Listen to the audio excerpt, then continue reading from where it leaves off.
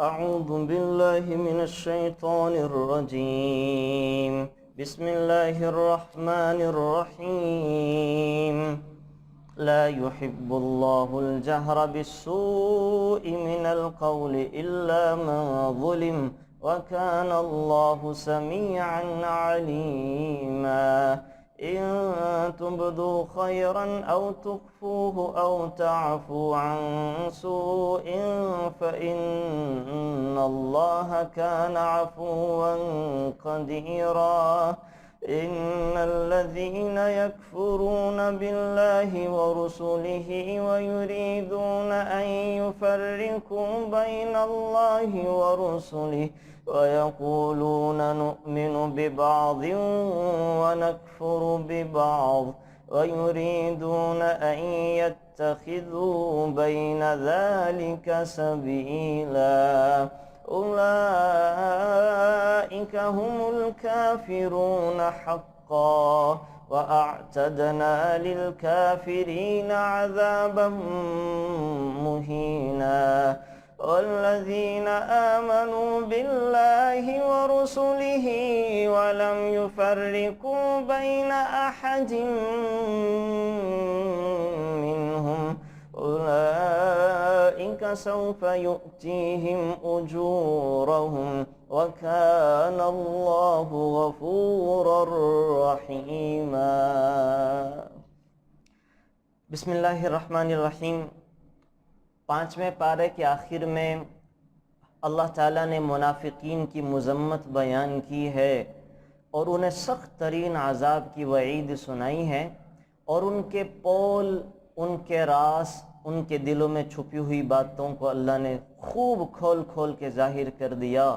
اور اللہ نے کہا ان المنافقین فی الدرک الاسفل من النار ولم تجد لهم نصیرا.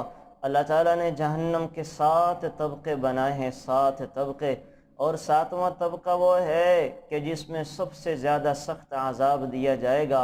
اس 7ویں طبقے میں نہ تو مشرکین ہیں، نہ ہی یہودی ہیں، نہ ہی نصرانی ہیں، اور نہ ہی ستاروں اور چاند کی پوجا کرنے والے ہیں، بلکہ وہ کلمہ پڑھنے والے ہیں، وہ کلمہ گو ہیں جو زبان سے تو ظاہر دکھلانے کے لیے تو کلمہ پڑھتے تھے اور اندر دل میں کفر چھپا ہوا ہوتا تھا. 2 چہروں والے. یہودیوں کا ایک ہی چہرہ ہے کہ ہم یہودی ہیں، عیسائیوں کا ایک ہی چہرہ ہے کہ ہم عیسائی ہیں، آگ پرستوں کا ایک ہی چہرہ ہے کہ ہم آگ کے پجاری ہیں. لیکن وہ کلمہ پڑھنے والا جو زبان سے تو کلمہ پڑھے، اندر دل میں کفر کو چھپا کے رکھے. کلمہ کیوں پڑھتا ہے؟ کہ بس میری جان بچ جائے. کلمہ کیوں پڑھتا ہے؟ تاکہ میں کافروں سے بھی فائدہ لوں، مسلمانوں سے بھی فائدہ لوں، اور وہ دل میں کفر کو پسند کرتا ہے. ایسے شخص کو منافق کہا جاتا ہے. اور منافقوں کے لیے اللہ نے جہنم کا سب سے نچلا طبقہ تیار کر رکھا ہے، جہاں سارے جہنم والوں کا خون بھی جمع ہوگا، پیپ بھی جمع ہوگی، غلاظتیں بھی جمع ہوں گی، اور وہ عذاب دیے جائیں گے جو نہ کسی آنکھ نے دیکھے، نہ کسی کان نے سنے، کسی کے وہم و گمان پہ دل پہ ان کا خیال نہیں گزر سکتا. یہ اللہ انہیں سزائیں دے گا. تو یہاں ایک نقطہ ذہن میں رکھیں، اللہ تعالیٰ نے منافقین کے راز ظاہر کر دیے، ان کے پول کھول دیے، بتایا کہ یہ کرتے ہیں. یہاں تک کہ کئیوں کے تو نام بھی بتا دی. عبداللہ بن ابی سلول رئیس المنافقین، بشر نامی منافق تھا، اور آپ علیہ السلام نے سارے منافقین کے نام حضرت حذیفہ، وہ مسلمانوں کے میرے نبی کے رازدان کو بتا دیے تھے. تو منافقوں کا کھلم کھلا پتہ تھا. سوال یہ ہوتا ہے کہ اللہ تعالیٰ نے منافقوں کے رازوں کو ظاہر کیا، اور ایک طرف تو اللہ مسلمانوں کو، ایمان والوں کو حکم دیتے ہیں پردہ پوشی کا، کہ کسی کے عیب کو ظاہر نہیں کرنا چاہیے، کسی کے گناہ کو ظاہر نہیں کرنا چاہیے، لیکن خود اللہ منافقین کی پردہ دری بھی کر رہے ہیں، ان کے رازوں کو بھی ظاہر کر رہے ہیں. تو یہاں ایک موٹا سا ضابطہ یاد رکھیں ذہن میں، وہ خواہ مسلمان کے بارے میں ہو، کافر کے بارے میں ہو، جب کسی کو خطرے سے بچانا مقصود ہو، کسی کو نقصان سے بچانا مقصود ہو، تو وہاں اس کی غیبت کا کرنا، اس کے خفیہ رازوں کا ظاہر کر دینا صرف جائز ہی نہیں بلکہ واجب ہوتا ہے، تاکہ دوسروں کو نقصان سے بچایا جا سکے۔ اب آپ اس کو ایسے سمجھیں کہ اللہ تعالیٰ نے غیبت کو حرام قرار دیا، اتنا بڑا جرم ہے، اتنا بڑا جرم ہے کہ صوفیاء کے ہاں، یعنی ایک ہوتے محدثین جن کا کام احادیث مبارکہ کو نقل کرنا ہوتا ہے، ایک ہوتے ہیں فقہاء جن کا کام مسائل کا بتانا، جن کی مسائل میں اسپیشلٹی ہوتی ہے۔ بالکل ایسے ہی ہے جیسے کوئی آئی اسپیشلسٹ ہے، کوئی ہارٹ اسپیشلسٹ ہے، اور کوئی جو ہے وہ جنرل فزیشن ہے، تو فقہاء انسانوں میں سے کوئی محدث بنا، کوئی مفسر بنا، کوئی فقیہ بنا۔ اسی طرح ایک جماعت کہلاتی ہے صوفیاء کی۔ صوفیاء کیا کرتے ہیں؟ وہ ذکر اذکار پہ زیادہ رہتے ہیں، اللہ اللہ کی ضربیں لگاتے ہیں، اللہ کو یاد کرتے ہیں، اور وہ فقہ کی گہرائی میں زیادہ نہیں جاتے، وہ اور طرف کو زیادہ نہیں چلتے۔ اور یہ حقیقت ہے، کوئی انسان سارے کام نہیں کر سکتا۔ ایک میرے نبی کی ذات تھی جو ایک ہی وقت میں دنیا کے سب سے اچھے باپ بھی ہیں، سب سے اچھے خاوند بھی ہیں، سب سے بڑے نبی بھی ہیں، سب سے بڑے مجاہد بھی ہیں، سب سے بڑے محدث بھی ہیں، سب سے بڑے مفسر بھی ہیں، سب سے بڑے فقیہ بھی ہیں، سب سے زیادہ حسن و جمال کے شاہکار بھی ہیں۔ کیا کیا ذکر کریں، بس وہی بات ہے جو جبرائیل نے کہا تھا اور حضرت حسان نے کہا، وَأَحْسَنَ مِنْكَ لَمْ تَرَ قَطُّ عَيْنِي وَأَجْمَلَ مِنْكَ لَمْ تَلِدِ النِّسَاءُ۔ اور جبرائیل کہہ رہے ہیں قَلَّبْتُ مَشَارِقَ الْأَرْضِ وَمَغَارِبَهَا لَمْ أَرَ أَجْمَلَ أَكْمَلَ أَحْسَنَ مِنْ مُحَمَّدٍ صلی اللہ علیہ وسلم۔ میں نے دنیا کا چپا چپا چھان مارا ہے، لیکن رسول اللہ صلی اللہ علیہ وسلم سے زیادہ حسن و کمال والا، جمال والا، اعلیٰ صفات والا کسی کو بھی نہیں پایا۔ تو ایک ساری صفات اللہ نے صرف رسول اللہ میں جمع کی ہیں، رسول اللہ کے علاوہ اللہ نے ساری خوبیاں کسی میں جمع نہیں کی۔ یہ بات اپنے ذہن میں رکھیں، کبھی بھی کسی نیک شخص میں ساری وہ خوبیاں تلاش نہ کیا کریں کہ جو ایک ہی شخص میں جمع ہو جائیں۔ تو اسی لیے میں نے عرض کیا کہ ابو بکر کا اور رنگ تھا، عمر کی بہادری ہے، ابو بکر کی رحم دلی ہے، عثمان کے اندر سخاوت کا پہلو ہے، باقی نہیں ہے، علی کی شجاعت اور بہادری ہے، ابو ہریرہ کا حفظ حدیث ہے، ابن عباس کی وہ تفسیر ہے، عبداللہ بن مسعود کی فقاہت ہے۔ تو کوئی ایک ایک صفت میرے نبی کی اللہ نے ساروں میں بانٹ دی۔ تو اس لیے دنیا میں کوئی ایسا انسان تلاش نہ کیا کریں کہ کامل ہی ہمیں ملے اور جس میں اللہ کے نبی کی ساری خوبیاں جمع ہوں۔ یاد رکھیں وہ تو جنت میں جا کر ہی ملیں گے، دنیا میں سے لوگ ملنے سے اب رہے، دنیا میں سے لوگ ملنے سے رہے۔ تو میں عرض کرنا چاہ رہا تھا کہ ساری خوبیاں اللہ نے نبی میں جمع کی ہوتی ہیں، باقی کسی میں بھی نہیں کی۔ تو غیبت کرنا کتنا بڑا جرم ہے کہ صوفیاء کے ہاں غیبت کرنے سے روزہ ٹوٹ جاتا ہے، روزہ ٹوٹ جاتا ہے۔ اور وہ غیبت، اس کی مثال وہ حدیث مبارکہ سے پیش کرتے ہیں، اور کیا کہتے ہیں؟ آپ علیہ الصلوۃ والسلام کے زمانہ مبارکہ میں آپ علیہ الصلوۃ والسلام نے صحابہ سے کہا کہ تم لوگوں نے روزہ رکھا ہے، مجھ سے پوچھ کے افطار کرنا، جب میں کہوں تو افطار کرنا، ویسے نہ کرنا۔ جب افطاری کا وقت قریب آیا تو صحابہ حضور کے پاس آتے جا رہے ہیں، یا رسول اللہ صلی اللہ علیہ وسلم میں افطار کر لوں، تم بھی کر لو، میری بچیاں کر لیں وہ بھی کر لیں، میری اہلیہ کر لیں وہ بھی کر لیں۔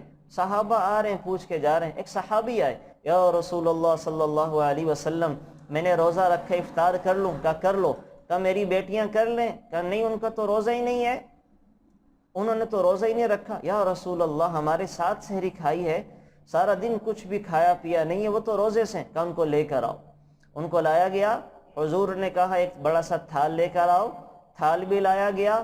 تو ان کے والد سے کہا کہ ان کی گدی پر مکہ مارو۔ انہوں نے ہلکا سا گدی پر مکہ مارا تو ان کے منہ سے تازہ خون اور گوشت کے لوتھڑے نکلے۔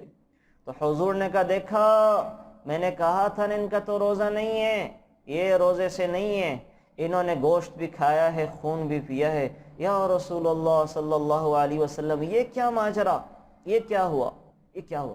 تو حضور نے فرمایا کہ انہوں نے روزہ تو رکھا تھا، بھوک اور پیاس کو تو برداشت کیا، لیکن روزہ رکھ کر یہ مسلمانوں کی غیبتوں کے کرنے میں لگی رہیں، اور مسلمانوں کی غیبتوں کا کرنا ایسا ہی ہے جیسا کہ اپنے مردہ بھائی کا گوشت کھا لینا۔ لہٰذا یہ جو غیبتیں کی ہیں تو اللہ نے ان کی غیبتوں گوشت کی شکل دی، اور جو اب ان کے منہ سے نکل آیا ہے تو ان کے ہاں غیبت سے روزہ ٹوٹ جاتا ہے۔ تو عرض کرنے کا مقصد یہ تھا کہ غیبت کا کرنا گناہ ہے، جرم ہے، اور لیکن بسا اوقات غیبت کا کرنا فرض ہو جاتا ہے، واجب ہو جاتا ہے نا۔ یہ بات ذہن میں رکھیے گا، اور میں آپ کو ایک علمی نقطہ بتا رہا ہوں۔ غیبت کا کرنا عام حالات میں حرام ہے، عام حالات میں حرام ہے، لیکن بعض خصوصی حالات میں غیبت کا کرنا یعنی کسی کے عیب اور برائی کو ظاہر کر دینا وہ فرض ہے، فرض، اور وہاں اس کے عیب کو چھپانا یہ گناہ ہے، گناہ۔ مثلاً کیسے؟ آپ کے پاس، آپ کے پڑوس میں کوئی بچہ رہتا ہے، بچی رہتی ہے، آپ اس کے بارے میں اچھے سے جانتے ہیں کہ یہ بچہ اچھا نہیں ہے، یہ شراب کا عادی بھی ہے، جوا بھی کھیلتا ہے، نمازیں بھی نہیں پڑھتا، برا بچہ ہے، اور آپ کے پاس کچھ لوگ پوچھتے پوچھتے آ گئے کہ ہم اپنی بچی کا یہاں پہ رشتہ کرنا چاہتے ہیں، بچہ کیسا ہے؟ آپ صرف اس وجہ سے کہ میرا بھتیجا ہے، میرا بھانجا ہے، میرا پڑوسی ہے، اس کے ان عیوب کو چھپا لیں جس کی وجہ سے رشتے کی گاڑی، نکاح کی گاڑی، شادی کی گاڑی نہیں چل سکتی، ڈسٹرب ہو جاتی ہے، تو آپ نے بڑا جرم اور نقصان کیا۔ اگر آپ نے اس کا وہ عیب چھپایا کہ جو عیب نکاح سے، رشتے سے متعلق، اس لیے کہ ظاہر ہے شراب کے ساتھ تو زندگی کی گاڑی نہیں چل سکتی، ایک جواریے کے ساتھ تو زندگی کی گاڑی آگے نہیں بڑھ سکتی، ایک برے آدمی کے ساتھ زندگی کی گاڑی آگے نہیں بڑھ سکتی، تو آپ کے ذمہ فرض ہے کہ اس کا اتنا عیب بتا دیں جتنا اس میں پایا جاتا ہے اس رشتے سے متعلق۔ اگر آپ نے چھپا لیا کہ یہ میرا بھانجا ہے، بھتیجا ہے، پڑوسی ہے، اور آپ کے کہنے پر، تحقیق کرنے پر لڑکی والوں نے رشتہ دے دیا، اور پھر بعد میں پتہ چلا تو یہ عیب تھا اور بچی کا گھر تباہ ہوا، تو بچی کا گھر تباہ کرنے والا اصل میں وہ لڑکا نہیں ہے، بلکہ اس سے زیادہ قصوروار اور نقصان وہ اس کے رشتہ دار ہیں جنہوں نے بچی والوں کو سچ اور حق نہیں بتایا۔ تو یہاں پہ غیبت کا کرنا فرض ہے۔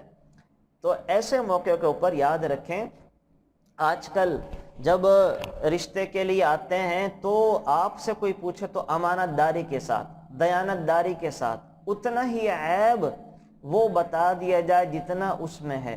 ہاں، باقی عیوب کو بتانے کی ضرورت نہیں ہے۔ بچہ اچھا ہے، بچی اچھا، آپ بتا دیں کہ بہت اچھی ہیں، بڑی شریف النفس ہیں، اور کبھی ہم نے ان کے بارے میں کوئی عیب نہیں سنا، ہمیشہ ماں باپ کی، رشتہ داروں کی خدمت گزار رہی ہیں، یہ ساری چیزیں بتا دیں۔ اگر کوئی عیب ہے، وہ عیب جو شادی سے متعلق ہے وہ نہ بتائیں، وہ نہ بتائیں، ہے نا۔ تو یہ چیزیں ہوتی ہیں۔ اچھا، کچھ چیزیں چھپائی بھی جاتی ہیں۔ میں نے کسی جگہ پہ کسی کو بھیجا رشتے کے لیے، تو لڑکے والوں کو بڑا پسند آیا، ساری چیزیں، ساری خوبیاں اچھی لگی ہیں، لیکن لڑکی کی ماں نے تیش میں آ کے کئی چیزیں بتانا چاہیں، یہ بھی بتا دیا کہ میری بچی وہ دبئی میں 3 مہینے تک جاب کرتی رہیں، وہاں یہ ریسیپشنسٹ تھی، حالانکہ عقلی طور پہ اس بات کے بتانے کی ضرورت ہی نہیں تھی۔ اب اس بات کو بنیاد بنا کے لڑکے والوں نے وہاں شادی سے انکار کر دی، حالانکہ کوئی بڑی بات نہیں تھی، کوئی ایسا عیب نہیں تھا، لیکن وہ ایسی عیب والی بات ہے کہ جو کسی کو ہٹ کر جائے، کلک کر جائے، اس کو بتانے کی، ظاہر کرنے کی کیا ضرورت ہے، کیا ضرورت تھی؟ تو جو اس سے متعلق باتیں تھیں کہ بچی ایسا کرتی ہیں، الحمدللہ یہ کام بھی کرتی ہیں، ایسا بھی ان کے اندر یہ ہنر بھی ہے، یہ صلاحیت بھی ہے، تو بتا دینا، چھپانے کی کوئی ضرورت نہیں، بتا دینا چاہیے۔ تو باقی یہ میں بتا رہا ہوں، یہاں مزاج شناسی شریعت کا بہت بڑا حصہ ہے، مزاج شناسی، اس میں مزاج کا سمجھنا، یہ چیزیں سیکھنے سے تعلق رکھتی ہیں کہ کس موقع پر کیا بات کرنی۔ بہرحال بات آگے بڑھ گئی۔ اسی طرح سے کاروبار کے بارے میں، آپ کاروبار کرنے کے لیے جا رہے ہیں اور کوئی آپ لوگوں سے پوچھنے کے لیے آگے، یہ آپ کا پڑوسی ہے، آپ کا بھائی ہے، تو میں اس کے ساتھ کاروبار کروں کہ نہ کروں؟ تو اتنے عیب کا بتانا جتنے اس میں ہیں کہ بھائی جان یہ بندہ فراڈیا ہے، پراپرٹی ڈیلر ہے تو میرا بھائی ہے، تو میرا چچا ہے، تو میرا کزن، لیکن یہ لوگوں کے ساتھ دھوکہ کرتا ہے، آپ اس کے ساتھ شراکت داری نہ کریں۔ اگر آپ نے اس کا وہ عیب چھپا لیا اور کسی نے اس کے ساتھ شراکت داری کی اور نقصان اٹھایا تو آپ کو اس کے نقصان اٹھوانے میں 100% گناہ اللہ عطا فرمائیں گے، کہ اللہ فرما رہے ہیں وَلَا تَعَاوَنُوا عَلَى الْإِثْمِ وَالْعُدْوَانِ، گناہوں کے کاموں میں ایک دوسرے کے مددگار نہ بنو۔ تو بہرحال یہاں پہ اللہ تعالیٰ نے یہ جو منافقین کی غیبتیں کی ہیں، منافقین کے راز کو ظاہر کیا ہے، ان کی پردہ دری کی ہے، تو یہ عین اجر ہے، عین ثواب ہے، عین حکمت ہے، اور قیامت تک انسانوں کو بتانا ہے کہ عام طور پر تو میں نے وہ انسانوں کے عیوب کے چھپانے کا حکم دیا ہے، ہاں وہ عیب کہ جو اللہ اور بندے کے درمیان اس کو چھپایا جائے، وہ عیب جو بندوں اور بندوں کے درمیان ہے اور جس کے چھپانے سے نقصان ہو سکتا ہے، خطرے میں پڑا جا سکتا ہے، اس کو چھپانا جائز نہیں ہے، بتانا فرض ہے، بتانا فرض ہے۔ آپ کے پڑوس میں غلط لوگ آ گئے، آپ کو پتہ چل گیا کہ یہ غلط آ گئے ہیں اور ان کے یہاں آنے سے محلے کے باقی بچے بھی بگڑ سکتے ہیں، بچیاں بگڑ سکتی ہیں، تو آپ محلے کے بڑے لوگوں کو، سرکردہ لوگوں کو بتائیں کہ ہم ان کے ہاں مشکوک سی سرگرمیاں دیکھتے ہیں، ان کا کچھ انتظام کریں تاکہ ہماری نسلیں نہ بگڑیں۔ وہاں چھپانا جائز نہیں ہے، اس خوف سے کہ ہمیں بتانے کی کیا ضرورت ہے، ہمیں کیا پڑی۔ یاد رکھیں جو یہ کہتے ہیں نا کہ ہمیں کیا پڑی، تو سب سے پہلے جب بند ٹوٹتا ہے تو انہی کے گھروں میں سیلاب آتا ہے، سب سے پہلے جب نقصان ہوتا ہے تو انہی کی نسلوں کو سمیٹ اور لپیٹ کے لے جاتا ہے۔ تو آنکھیں بند کرنے کی ضرورت نہیں ہے، اپنے حصے کا کردار ادا کرنا ضروری ہوتا ہے۔ تو بہرحال یہاں یہ کیا جائے، یہاں اللہ تعالیٰ نے یہ بتایا۔ اس کے بعد پھر اللہ تعالیٰ نے یہودیوں کے جرائم ذکر کیے ہیں، بہت سارے ان کے جرائم ذکر کیے ہیں۔ یسألک اہل الکتاب ان تنزل علیہم کتابا من السماء فقد سألوا موسیٰ اکبر۔ یہاں یہودیوں کے کچھ سردار رسول اللہ صلی اللہ علیہ وسلم کی خدمت میں آئے اور کہنے لگے یا محمد صلی اللہ علیہ وسلم، جس طرح موسیٰ علیہ السلام پر لکھی ہوئی آسمانی کتابیں نازل ہوئی ہیں اسی طرح آپ پر بھی اترنی چاہیے۔ یہ کیا ہے؟ تھوڑا تھوڑا قرآن اترتا رہتا ہے، آپ ہمیں کچھ کچھ آیتیں سناتے رہتے ہیں، پوری کتاب دکھاؤ ہمیں جو اللہ نے آپ پر اتاری ہے، جیسے ہمارے نبی موسیٰ لے کر آئے تھے، ہے نا۔ تو ان کے اس مطالبہ سے ایمان لانا مقصد نہیں تھا، یہ ان کی شرط تھی، بلکہ ہٹ درمی تھی۔ تو اللہ تعالیٰ نے آپ علیہ السلام کو ان کے دلی چاہت سے آگاہ کر دیا کہ یہ آپ کا یہ معجزہ دیکھ کر بھی ایمان لے کر نہیں آئیں گے، بلکہ ہٹ دھرمی کی وجہ سے، ضد کی وجہ سے آپ کو یہ باتیں کر رہے ہیں اور آپ سے جان چھڑانے کے لیے ایسی باتیں کر رہے ہیں۔ تو بہرحال یہاں اللہ تعالیٰ نے یہودیوں کی یہ گستاخی بھی بتائیں۔ اسی طرح اللہ تعالیٰ کے خلاف یہودیوں نے پہلے بھی بڑے بڑے کام کیے تھے، ان کے آباء و اجداد نے۔ حضرت موسیٰ کتاب لے آئے تو ان بدبختوں نے کیا کیا، کہنے لگے کہ ہم نہیں ایمان لے کر آتے جب تک ہمارے آباء و اجداد کھلم کھلا اللہ کو نہیں دیکھ لیتے یا اللہ کی آواز کو نہیں سن لیتے۔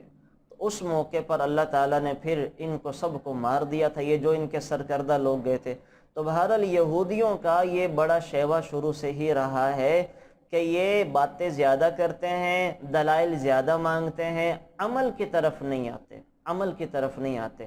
اور آج بھی وہ لوگ لگتا ہے یہودیوں کی نسل سے ہی چلے آ رہے ہیں ہمارے ہاں، کہ جو دلائل زیادہ مانگتے ہیں، سوالات زیادہ کرتے ہیں، ڈیبیٹ زیادہ کرتے ہیں، ان کو نمازوں کے بارے میں سارے ریسرچ ہے، لیکن اذان ہونے پر نماز پڑھنے نہیں جائیں گے۔ تو یہ تو شیطان ہیں، یہ تو ڈیبیٹر ہیں، یہ تو لگتا ہے یہودیوں کی نسل میں سے ہیں کہ جن کو علم سارا تھا، عمل کی طرف نہیں آتے تھے۔ تو عمل کی طرف آنا اصل مقصد ہے، اللہ جتنا علم عطا فرما دے وہ اللہ کی طرف سے رحمت ہے۔ تو یہاں پہ یہ پھر اللہ تعالیٰ یہودیوں کا ایک اور وہ بتا رہے ہیں سورۃ النساء میں کہ انہوں نے حضرت عیسیٰ علیہ السلام کو قتل کرنے کی کوشش کی، اور یہ حضرت عیسیٰ کو جب قتل کرنے کے لیے آئے ہیں تو تو اللہ نے کیا کہا وما قتلوہ وما صلبوہ ولکن شبہ لہم، نہ تو یہ حضرت عیسیٰ کو سولی پر لٹکا سکے نہ ہی قتل کر سکے، لیکن اللہ نے حضرت عیسیٰ کو کسی شبیہ بنا کے ان کے حوالے کر دیا۔ کیا مطلب اس بات کا؟ یاد رکھیں حضرت عیسیٰ کو نہ تو قتل کیا گیا ہے نہ ہی سولی پر لٹکایا گیا ہے، بلکہ اللہ تعالی نے حضرت عیسیٰ علیہ السلام کو زندہ آسمانوں پر اپنے پاس اٹھا لیا تھا، بلا لیا تھا۔ اس کا طریقہ کیا ہوا وہ میں آپ کو بتاتا ہوں، جو مختلف احادیث مبارکہ میں آتا ہے۔ ضحاک رحمۃ اللہ علیہ فرماتے ہیں کہ جب یہودیوں نے حضرت عیسیٰ علیہ السلام کو قتل کا ارادہ کیا تو حضرت عیسیٰ کے حواری جمع ہو گئے۔ آپ علیہ السلام کے ماننے والوں کو صحابی کہا جاتا ہے، حضرت عیسیٰ کے فالوورز کو، ان کے ماننے والوں کو حواری کہا جاتا ہے، حواری۔ حضرت عیسیٰ کے حواری ایک جگہ جمع ہو گئے تو حضرت عیسیٰ علیہ السلام ان کے پاس تشریف لائے۔ ابلیس نے یہودیوں کے ایک دستہ کو جو حضرت عیسیٰ کے قتل کے لیے تیار کھڑا تھا، حضرت عیسیٰ کا پتہ بتا دیا۔ یہ ابلیس کئی دفعہ انسانی شکلوں میں آتا ہے اور وہ اللہ والوں کے انبیاء کے خلاف جا کر لوگوں کی مدد کرتا ہے۔ حضرت ابراہیم کے بارے میں آگ میں جلانے کی جو تدبیر سکھائی تھی وہ اس بدبخت ابلیس نے سکھائی تھی۔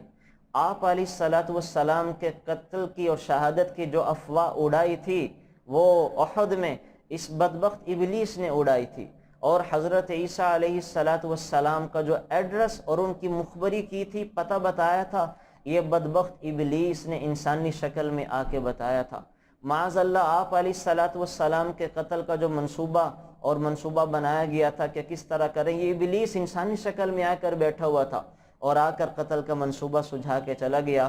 تو یاد رکھیں جب ایسے منصوبے جو انسانی عقل میں نہیں آتے یہ بدبخت آ کے سکھاتا ہے تو سمجھ لیں یہ شیطان ہے، یہ شیطان کا اعلی کار ہے۔ تو اس نے آ کر حضرت عیسیٰ کی مخبری کر دی اور 4000 آدمیوں نے حضرت عیسیٰ کے مکان کا محاصرہ کر لیا۔ حضرت عیسیٰ کا جب پتہ چلا تو انہوں نے اپنے ساتھیوں کو اور حواریوں کو بلایا اور کہا تم میں سے کوئی شخص ہے جو اس بات پر راضی ہو کہ باہر نکلے اور اس کو قتل کر دیا جائے اور پھر جنت میں وہ میرا ساتھی ہو؟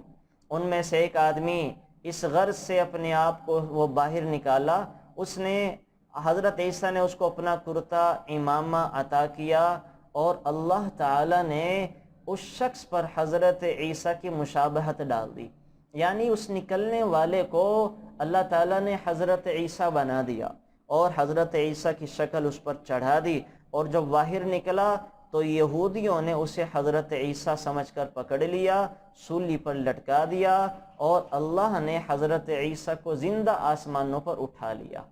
اور یہاں یہ بھی بتاتا چلوں کہ حضرت عیسیٰ کو اٹھانے کی حکمت کیا تھی۔ اللہ کی حکمت اللہ خوب جانتے ہیں، لیکن جو روایات سے پتہ چلتا ہے وہ اصل میں یہ تھا کہ ہر امت نے تمنا کی کہ اللہ یہ امت محمدیہ ہمیں عطا فرما، یہ امت مسلمہ محمدیہ کے لوگ ہمیں عطا فرما۔ اللہ تعالیٰ نے کہا نہیں، یہ امت میں نے اپنے حبیب اپنے پیارے کے لیے سنبھال کے رکھی ہے، یہ کسی کو نہیں دی جا سکتی۔ تو پھر حضرت عیسیٰ نے ایک عجیب ہی دعا کر لی، کہنے لگے اللہ اگر یہ امت مجھے نہیں دیتے تو اس امت میں پیدا ہی فرما دے، اس امت میں پیدا ہی فرما دے۔ تو اب قرب قیامت میں اللہ تعالی حضرت عیسیٰ علیہ السلام کو وہ فلسطین کے مشرقی منارہ پر اتاریں گے اور وہ دجال کا قلع کما کریں گے، مسلمانوں کو اکٹھا کریں گے، عیسائیوں کو مسلمان بنا دیں گے، اور یوں ساری دنیا کے عیسائی مسلمان بن کر یہودیوں کا قتل کریں گے، ساری دنیا سے یہودی قتل کر دیے جائیں گے، تباہ برباد کر دیے جائیں گے، اور یوں جو ہے وہ حضرت عیسیٰ کو اللہ دوبارہ بلا لیں گے۔ تو حضرت عیسیٰ علیہ السلام کے بارے میں ہمارا عقیدہ جو ہے وہ قرآن میں کیا ہے کہ نہ تو وہ قتل کیے گئے نہ ہی سولی پر لٹکائے گئے، بلکہ اللہ نے کسی اور کو ان کی شکل ہم شکل بنا کے اس کو سولی پر لٹکوا دیا اور حضرت عیسیٰ کو زندہ آسمانوں پر اٹھا لیا۔ اچھا اسی طرح ایک اور یہاں پہ بعض روایات میں کہ یہودیہ نے ایک شخص جس کا نام تیتلا نوس تھا حضرت عیسیٰ کو قتل کرنے کے لیے بھیجا۔ حضرت عیسیٰ تو گھر میں نہیں ملے کہ اللہ تعالیٰ نے ان کو اٹھا لیا، اور یہ جو شخص قتل کرنے گیا تھا اللہ تعالیٰ نے اس کو حضرت عیسیٰ کا ہم شکل بنا دیا۔ جب وہ کافی دیر تک کمرے سے باہر نہیں نکلا، گھر سے باہر نہیں آیا، تو یہودیوں کو فکر لگی کہ ہمارا بندہ کدھر گیا۔ تو یہودیوں نے جب اندر جا کر دیکھا تو یہ تو حضرت عیسیٰ ہیں، تو ان کا بندہ تھا ہی کوئی نہیں۔ تو یہودیوں نے اپنے ہی بندے کو، جس پر اللہ نے حضرت عیسیٰ کی شکل چڑھا دی تھی، اپنا بندے کو حضرت عیسیٰ سمجھ کر قتل کر دیا، اور حضرت عیسیٰ کو اللہ تعالیٰ نے اٹھا لیا۔ اور بعد میں یہ پریشان ہے کہ اگر عیسیٰ تھے تو ہمارا بندہ کہاں گیا، اگر یہ ہمارا بندہ عیسیٰ کہاں گئے؟ تو یہ تو ان کے وہم و گمان میں بھی نہیں آ سکتا تھا کہ اللہ نے اس کو حضرت عیسیٰ کا ہم شکل بنا دیا، اپنے بندے کی پھر وہ ہمیشہ تلاش میں لگے رہے۔ یوں اللہ تعالیٰ نے انبیاء علیہم السلام کی حفاظت کی، اور یہ ہمیں حضرت عیسیٰ کے بارے میں یہ عقیدہ بتا دیا کہ حضرت عیسیٰ علیہ السلام آسمانوں پر زندہ ہیں، اور اللہ نے ان کو قتل بھی نہیں ہونے دیا اور سولی پر بھی نہیں لٹکنے دیا۔ اور آپ کو پتہ ہے عیسائیوں کا بھی یہ عقیدہ ہے، اور ان کا عقیدہ بھی کمزور ہے۔ وہ سمجھتے ہیں کہ اللہ تعالیٰ نے حضرت عیسیٰ کو سولی پر لٹکا دیا، اور عیسیٰ مسیح نے سولی پر لٹک کر ہم سب کے گناہوں کا کفارہ ادا کر دیا۔ یہ عیسائیوں کا عقیدہ ہے، اس کو بھی ذرا سمجھ لیں۔ عیسائی یہ سمجھتے ہیں کہ ہمارے جتنے گناہ تھے، جرائم تھے، تو حضرت عیسیٰ نے ہمارے گناہوں کی بدولت اپنے آپ کو سولی پر لٹکوا دیا، اور ہمارے گناہوں کا کفارہ ادا کر دیا، گناہوں کا کفارہ ادا کر دیا۔ تو یوں اللہ تعالیٰ نے یہ ایک عقیدے کی وضاحت کر دی۔ اچھا، اسی طرح سے آگے چل کر اللہ تعالیٰ کیا کہہ رہے ہیں؟ اذ قالت الملائکۃ یا مریم ان اللہ یبشرک بکلمۃ منہ اسمہ المسیح عیسی ابن مریم۔ اے فرشتے نے جب کہے مریم، اللہ تجھے ایک بیٹے کی خوشخبری سناتے ہیں جو کہ کلمت اللہ ہوگا، جو کہ اللہ کا کلمہ ہوگا۔ کہیں جگہ کہا روح اللہ ہے حضرت عیسیٰ کے بارے میں، جس کی وجہ سے عیسائیوں کو دھوکہ لگے گیا کہ روح اللہ، عیسائیوں کو مغالطہ لگا، وہ کہنے لگے کہ مریم اللہ کی بیوی ہیں، عیسیٰ اللہ کے بیٹے ہیں۔ مریم اللہ کی بیوی ہیں، عیسیٰ اللہ کے بیٹے ہیں۔ کیوں کہ مریم کے بارے میں جب ان کو یقینی ذرائع سے پتہ چلا، پہلے تو حضرت مریم پر تہمت لگا دی جب حضرت عیسیٰ کو لے کر آئی ہیں، لیکن جب حضرت عیسیٰ خود ہی ماں کی گود میں بول پڑے کہ میں تو اللہ کا بندہ ہوں اور میرا کوئی باپ نہیں ہے، اللہ نے اپنے فضل سے مجھے پیدا کیا ہے، تو ان کو یقین ہو گیا کہ یہ بچہ آج تک کسی کو پیدا ہوتے بچے کو بولتے نہیں دیکھا تھا، چند دنوں کے بچوں کو بولتے نہیں دیکھا تھا، یہ بول پڑا ہے تو یہ اللہ کا بیٹا ہے۔ اور مریم کی تو پاک دامنی سارے معاشرے میں مشہور تھی، تو یہ اللہ کی بیوی ہیں، یہ بیٹے ہیں۔ تو اللہ تعالیٰ نے پھر یہاں سے ان کو مغالطہ لگ گیا، اس چیز سے انہوں نے خود ہی سمجھ لیا کہ یہ اللہ کے بیٹے اور بیوی ہیں۔ حالانکہ اس سے بڑا واقعہ تو حضرت آدم کے ساتھ ہوا کہ حضرت آدم کو اللہ نے بغیر ماں باپ کے پیدا کیا، پھر تو معاذ اللہ ان کی کم عقلی کی بنا پر حضرت آدم کو اللہ کا بھائی یا کچھ اور کہہ دینا چاہیے کہ نہ ان کی ماں ہے نہ باپ۔ وہ تو اللہ کی قدرت کا ایک ادنا سا کرشمہ ہے، میرے رب کی قدرت اس سے کہیں زیادہ ہے، یہ تو ادنا سا کرشمہ ہے نا۔ تو وہ عقل کا استعمال کرتے ہیں، وحی پر فیصلے نہیں کرتے تو گمراہ ہو گئے۔ اچھا، اسی طرح سے انہوں نے پھر کچھ قرآن کریم کی باتیں لے لی کہ قرآن کریم میں اللہ تعالیٰ نے روح اللہ کہا۔ تو یاد رکھیں، جو قرآن کریم میں روح اللہ کہا گیا ہے، ایک تو سمجھے کہ روح کے کیا مطلب ہے، اور دوسرا یہ سمجھیں کہ جو اللہ نے کہا روح اللہ، جیسے عبداللہ اللہ کا بندہ، روح اللہ اللہ کی روح، اس سے تو بظاہر یہی سمجھ میں آتا ہے۔ تو یہاں یہ سمجھیں روح اصل میں ہوتی ہے کسی بھی حصے کی پاکیزہ چیز۔ ہمارا جسم میں روح ہے، جسم کو غسل دیا جاتا ہے، روحوں کو غسل نہیں دیا جاتا، اور عام یہ رول ہے، یہ یونیورسل لا ہے کہ کسی شے کی طہارت اور پاکیزگی کو جب بیان کرنا مقصود ہو تو مبالغہ کے طور پر اس کو روح کا اطلاق کیا دیا جاتا ہے۔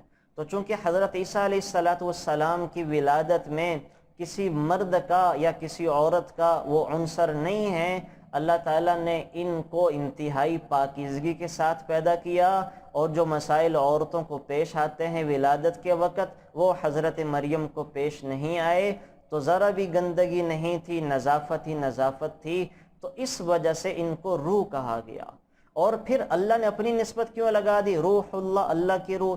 تو یاد رکھیں یہ ایسے ہی ہے جیسے اللہ تعالیٰ نے بیت اللہ، اللہ کا گھر، حالانکہ یہ پتھروں کی بنی عمارت اللہ کے گھر بننے کے لائق تو نہیں ہے نا، اللہ کا گھر تو نہیں بن سکتی، تو اس کو جو بیت اللہ کہا جاتا، اللہ کا گھر، عزت دینے کے لیے، عظمت اس کی بتانے کے لیے کہ یہ اللہ کے گھر کے طور پر ایک نشانی ہے۔ جیسے ہمیں عبداللہ، اللہ کے بندے، اب ہم نے اپنے بچے کا نام رکھا عبداللہ، اللہ کا بندہ، تو اللہ کا بندہ ہونے کا مطلب کوئی خاص بندہ تو نہیں ہے نا، بلکہ عزت دینے کے لیے اس کو عبد کہا جاتا ہے، عبداللہ۔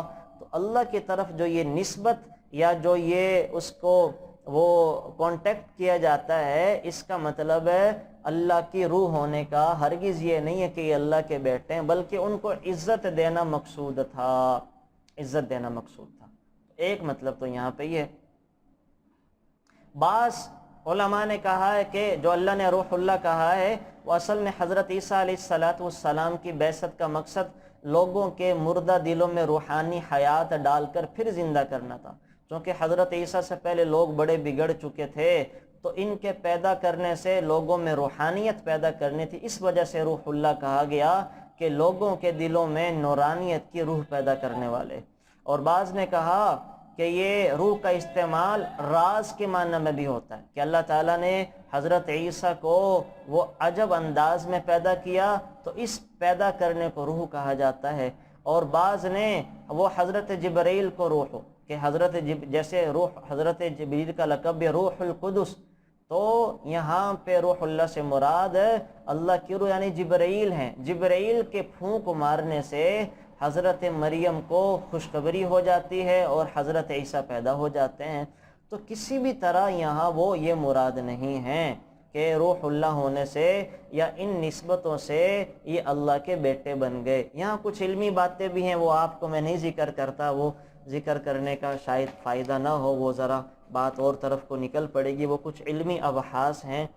تو بہرحال یہاں اللہ تعالیٰ نے حضرت عیسیٰ علیہ السلام کے بارے میں، بنی اسرائیل والوں کے بارے میں بہت زیادہ چیزیں ذکر کی ہیں۔ پھر یہودیوں کے عقیدہ تثلیث بھی بتایا کہ ان کا جو تین کا عقیدہ ہے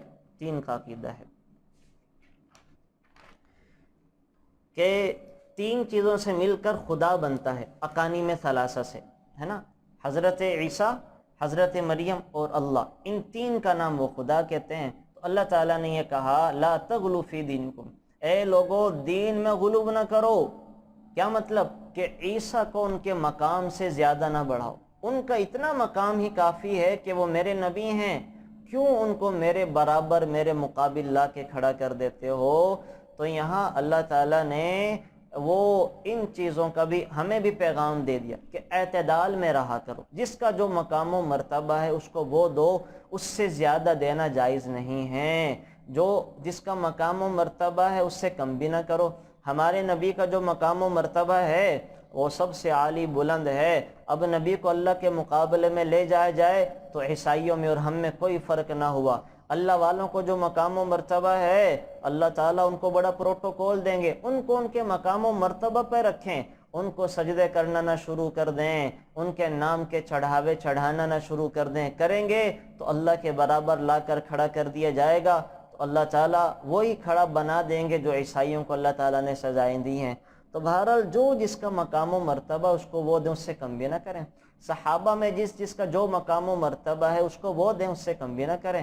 اہل بیت ہماری آنکھوں کی ٹھنڈک ہیں، سروں کے تاج ہیں، ان کا جو مقام و مرتبہ ہے ان کو وہ دیں، اس کو کم بھی نہ کریں۔ تو بہرحال یہاں پہ اللہ تعالیٰ یہ عیسائیوں کو سنا کر ہمیں بتا رہے ہیں کہ دین میں غلو نہ کرنا، جو حد اور وہ کسی بھی چیز کی جو میں نے حدود قائم کر دی ہیں، لمٹ قائم کر دی ہیں، ان سے زیادہ بڑھانے کی کوشش نہ کرنا۔ تو یہ سورۃ النساء کے آخر تک اللہ تعالیٰ نے یہ چیزیں ذکر کر دی۔ پھر سورۃ المائدہ ہے، سورۃ المائدہ شروع ہو جاتی ہے، تو سورۃ المائدہ کے شروع میں اللہ تعالیٰ کیا فرما رہے ہیں؟ اور یہ بھی آپ کو پتہ ہونا چاہیے، مائدہ کہتے ہیں دسترخوان کو، چونکہ اس میں دسترخوان کا قصہ ہے تو اس وجہ سے سورت کا نام ہی مائدہ رکھا گیا، اور سب سے آخری سورت ہے یہ نزول کے اعتبار سے۔ حجۃ الوداع جو اللہ تعالیٰ نے آیتیں اتاری تھی، الیوم اکملت لکم دینکم واتممت علیکم نعمتی ورضیت لکم الاسلام دینا، آج دین پورا کر دیا، اب اس میں نسخ منسوخ کی گنجائش نہیں ہے، اب نہ مزید آ سکتا ہے نہ حذف کیا جا سکتا ہے، تو آج دین پورا کر دیا گیا۔ وہ اللہ نے یہ آیتیں اسی صورت میں ذکر کی ہیں۔ اور پھر حضرت جب یہ آیت اتری ہیں الیوم اکملت لکم والی آیتیں، تو ایک یہودی آ کر حضرت عمر سے کہنے لگے کہ امیر المؤمنین، اگر یہ آیتیں ہمارے اوپر اترتی تو ہم اس دن کو یوم عید قرار دیتے، یعنی یہ آیتیں آج آپ لوگوں کے دین کی تکمیل کے حوالے سے اتری ہیں، اگر ہم عیسائیوں پر اترتی تو ہم آج کے دن کو عید کا دن بنا لیتے۔ تو حضرت عمر نے کیا جواب دیا، یہ یاد رکھنے کی بات ہے، فرمانے لگے میں اس دن کو بھی جانتا ہوں، ان گھڑیوں کو بھی جانتا ہوں جب رسول اللہ پر یہ آیتیں اتری ہیں۔ عرفہ کی شام تھی، جمعہ کا دن تھا، لیکن اللہ نے ہماری دو عیدیں طے کر رکھی ہیں، چھوٹی عید اور بڑی عید، عید الاضحیٰ اور عید الفطر، ہم اس دن کو عید نہیں منائیں گے۔ تو وہ کہہ رہے ہیں کہ اس کو عید بنا لیا جائے۔ تو اس کو یہاں بتلانے کا مقصد اللہ کا یہ ہے کہ اسلام کے تہوار متعین ہیں، مزید تہواروں کی اجازت نہیں دی جا سکتی۔ ہمارے تہوار متعین ہیں، چھوٹی عید کا ہے، بڑی کا ہے، اور جو ہیں وہ اسی طرح جو یہ تہوار ہیں اصل میں جو رسول اللہ صلی اللہ علیہ وسلم نے منائے ہیں۔ اس کے علاوہ جو بھی ہیں وہ ہم ایک حدود اور دائرے میں رہ کر ان کو منانے کی، سیلیبریٹ کرنے کی اس طرح سے تو اجازت دی جا سکتی ہے کہ ان مواقعوں پر ہم ان بزرگ ہستیوں کا ذکر کرنا شروع کر دیں۔ ربیع الاول آتا ہے، نبی کے تذکرے کریں، نبی کو سیرت کو اپنانے کا عہد و پیمان کریں۔ محرم آتا ہے، اہل بیت کی سیرت کو اپنانے کا عزم کریں، ان کی طرح بہادری کے نمونے دکھانے کی کوششیں کریں، بزدلی کو ختم کریں۔ لیکن ان دنوں کو عید منا لینا اور ان دنوں کو یہ بڑے بڑے وہ کام، آپ کو پتہ ہے کہ یہ اگر اجازت دی جاتی تو پھر غلو ہو جاتا ہے۔ یہ کبھی بھی یہ بیماریاں اور شرک ایسے شروع نہیں ہوتا، یہ شیطان آہستہ آہستہ آہستہ کرتے کرتے کرتے کرتے حضرت عیسیٰ کے بارے میں شروع میں ان کا یہ عقیدہ نہیں تھا۔ شروع میں تو پہلی نسل حضرت عیسیٰ کو اللہ کا معجزہ سمجھتی تھی، اگلی نسل نے تھوڑا سا اور بگاڑ کیا، تیسری نسل نے جا کے اللہ کا بیٹا بنا لیا، حضرت مریم کو اللہ کی بیوی بنا لیا۔ اسی طرح 5 بتوں سے وہ شرک شروع ہوا تھا، ود، سوا، یغوث، یعوق، نصر، یہ فوت ہوئے تو لوگوں نے ان کو جا کے قبرستان میں دفنا دیا۔ اب جب دفنا دیا تو ان کے بزرگ کبھی کبھی ان کی قبروں پہ چلے جایا کرتے تھے، تو اگلی جب نسل آئی تو شیطان نے ان کے ذہنوں میں یہ بات ڈالی ہے تمہارے بزرگ تھے، ان کی نشانیاں تھیں اور تمہارے بڑے ان کی قبروں پہ جایا کرتے تھے، تم بھی جایا کرو۔ اور یہ جانے لگے، انہوں نے جا کے آگے کے کام شروع کر دیے، وہاں جا کے ان کے نام کی منتیں ماننا، ان کے نام پر چڑھاوے چڑھانا، ان سے جا کے دعا کرنا۔ دوسری بچے دیکھتے تھے کہ ہمارے ابا دادا ان کی قبروں پہ جاتے ہیں، چڑھاوے چڑھاتے ہیں، منتیں مانتے ہیں اور یہ سارے کام کرتے ہیں۔ تو پھر جب تیسری نسل آئی، تیسری نسل کو شیطان نے یہ سمجھایا کہ یہ تو بڑی بزرگ ہستیاں تھیں، ادھر آ، یہ تو بڑی بزرگ ہستیاں تھیں اور یہ وہاں جاتے تھے، یہ تو بزرگ ہستیاں تھیں، یہ تو وہاں تمہارے والدین جایا کرتے تھے، لہٰذا تم ان کی اپنے گھروں میں مورتیاں بنا لو، اپنے گھروں میں ان کی مورتیاں بنا لو۔ تو انہوں نے کیا کیا، قبرستان جانے کے بجائے گھروں میں بزرگوں کی مورتیاں بنا لی۔ اور پھر چوتھی نسل سے شیطان نے شرک کروانا شروع کر دیا کہ یہ اس طرح سے شرک زمین پر شروع ہوا، اور ایک وہ وقت آیا کہ کوئی اللہ کا نام لینے والا نہیں تھا۔ حضرت نوح کی 950 سال کی محنت سے صرف 82 لوگ مسلمان ہوئے، ان سے پہلے سارا معاشرہ کافر ہو چکا تھا شیطان کی محنت سے۔ تو یاد رکھیں، یہ جو برائیاں ہیں یا یہ دین کے اندر زیادتیاں ہیں، یہ کبھی بھی یکدم نہیں پھیلتی، یہ آہستہ آہستہ۔ تو یہاں اللہ تعالیٰ فرما رہے ہیں یا اہل الکتاب لا تغلوا فی دینکم، اہل کتاب دین میں غلوب نہ کرو، جتنا میں نے بتا دیا، سکھا دیا، سمجھا دیا اس میں تجاوز کرنے کی کوشش نہ کرو۔ تو ہم نے جو عیدیں اللہ نے طے کر دیں وہ مقرر ہیں، طے شدہ ہیں۔ حضرت عمر رضی اللہ تعالیٰ عنہ فرما رہے باقی ہم ربیع الاول میں رسول اللہ صلی اللہ علیہ وسلم کی سیرت بھی سنائیں گے، ہم حضور کی سیرت بھی بنائیں گے، ہم آپ علیہ الصلاۃ والسلام کے لوگوں کو وہ باتیں بھی سنائیں گے، سارے کام کریں گے، لیکن اعتدال میں رہ کے، اعتدال۔ ہم عید کی نماز نہیں پڑھیں گے اس دن۔ آپ کو پتہ ہوگا کہ اب وہ حالات آ چکے ہیں کہ 12 ربیع الاول کو ہم نے خود آنکھوں سے دیکھا ہے لوگوں کو عید کی نماز پڑھتے ہوئے۔ وہ حالات آ چکے ہیں کہ بچیاں اس تہوار کے دن وہ کالجوں میں ڈانس کر رہی ہوتی ہیں، نعتیں چل رہی ہوتی ہیں، اور بچیاں میرے نبی کے یوم ولادت کا مذاق اڑا رہی ہوتی ہیں۔ تو یہ کیا ہوا؟ یہ دین میں غلو اور حد سے زیادہ بڑھنے کے پھر یہ نقصانات ہوئے۔ تو بہرحال یہاں پہ اللہ تعالیٰ یہ بات سورۃ المائدہ میں اللہ نے بڑے کھول کے ذکر کر دی کہ اعتدال میں رہو اور اپنے آپ کو حد سے نہ بڑھاؤ۔ اچھا جی، آگے پھر اللہ تعالیٰ کیا کہہ رہے ہیں؟ یا ایھا الذین آمنوا لا تحلوا شعائر اللہ ولا الشہر الحرام۔ اے ایمان والو، اللہ تعالیٰ کی نشانیوں کو اپنے لیے حلال نہ کرو، جن چیزوں کو اللہ نے حرام کر دیا حلال نہ کرو۔ یہ آیت کیسے اتری ہے؟ اس کا شان نزول سن لیں۔ ہوا یہ تھا کہ جب ہجرت کے چھٹے سال آپ علیہ الصلاۃ والسلام نے عمرہ کا ارادہ کیا، 1000 سے زائد صحابہ احرام باندھ کر آپ کے ساتھ ہیں۔ جب آپ مکہ مکرمہ پہنچتے ہیں، حدیبیہ کے مقام پر مکہ والے آپ کو روک لیتے ہیں اور عمرہ کی اجازت نہیں دیتے۔ مشرکین مکہ نے اجازت نہیں دی اور بڑی سخت شرائط رکھ دیں، معاہدہ کی بڑی سخت شرائط رکھ دیں کہ آپ اس وقت احرام کھول دیں، واپس چلے جائیں، آئندہ سال آئیں گے بغیر ہتھیاروں کے، صرف 3 دن کے لیے عمرہ کر کے چلے جائیں گے۔ اور بڑی سخت شرائط تھی کہ ہمارا کوئی بندہ آپ کے پاس آیا تو واپس نہیں کریں گے، آپ کا آیا تو ہم واپس کر دیں گے۔ تو آپ علیہ الصلاۃ والسلام یہاں پر کیا کر رہے ہیں؟ وہ صحابہ کہہ رہے ہیں کہ یا رسول اللہ صلی اللہ علیہ وسلم، انہوں نے اتنی سخت شرائط رکھ دی ہیں اور ساری توہین آمیز ہیں، تو ہم کیا کرتے ہیں؟ ہم ان کو پکڑ لیتے ہیں، مارتے بھی ہیں اور ان کا خون بہا دیتے ہیں۔ تو اللہ نے آیتیں اتار دی کہ یہ میرا گھر ہے، یہاں کسی بھی طرح خون بہانے کی اجازت نہیں دوں گا، یہاں کسی بھی طرح خون بہانے کی اجازت نہیں دوں گا۔ اور لیکن مسلمانوں نے تو اپنے آپ کو روک لیا، کافر اپنے آپ کو نہ روک سکے۔ کافروں نے کئی دفعہ دھوکے بازی سے کام لیا، غداری سے کام لیا، اور مسلمانوں کے جانور جو اللہ کی نشانیوں کے طور پر حرم جایا کرتے تھے ان کو روک لیا کرتے تھے، ان کو پکڑ لیا کرتے تھے۔ تو اللہ تعالیٰ نے یہ حکم دیا کہ جو میری نشانیاں ہیں، میری علامتیں ہیں، ان کے ساتھ چھیڑ خانی نہ کرنا، ورنہ تمہیں اس کی سخت سزا دی جائے گی۔ اللہ کے گھر کو گرانے کے براہ نے کوشش کی، اللہ نے اس کو سزا دی۔ اللہ کے گھر کو گرانے کی اس کے حجاج نے کوشش کی، اللہ نے اس کو سزا دی۔ آپ علیہ الصلاۃ والسلام کے روضہ رسول سے حضرات شیخین ابو بکر صدیق اور حضرت عمر کی نعش کو نکالنے کی کچھ روافظ نے اور کچھ شیعوں نے کوشش کی۔ 40 شیعہ تھے، 40 شیعہ، اور یہ بڑا مستند ترین واقعہ تاریخ میں محفوظ ہے کہ 40 شیعوں نے وہ اس وقت کے سعودی اہل فرما کے ساتھ ساز باز کر کے حضرات شیخین یعنی ابو بکر اور عمر کی نعش کو نکال کر ان کو معاذ اللہ سولی پر لٹکانے کا فیصلہ کیا، اور سعودی عرب کے فرما رواں کو بہت بڑی رقم دی۔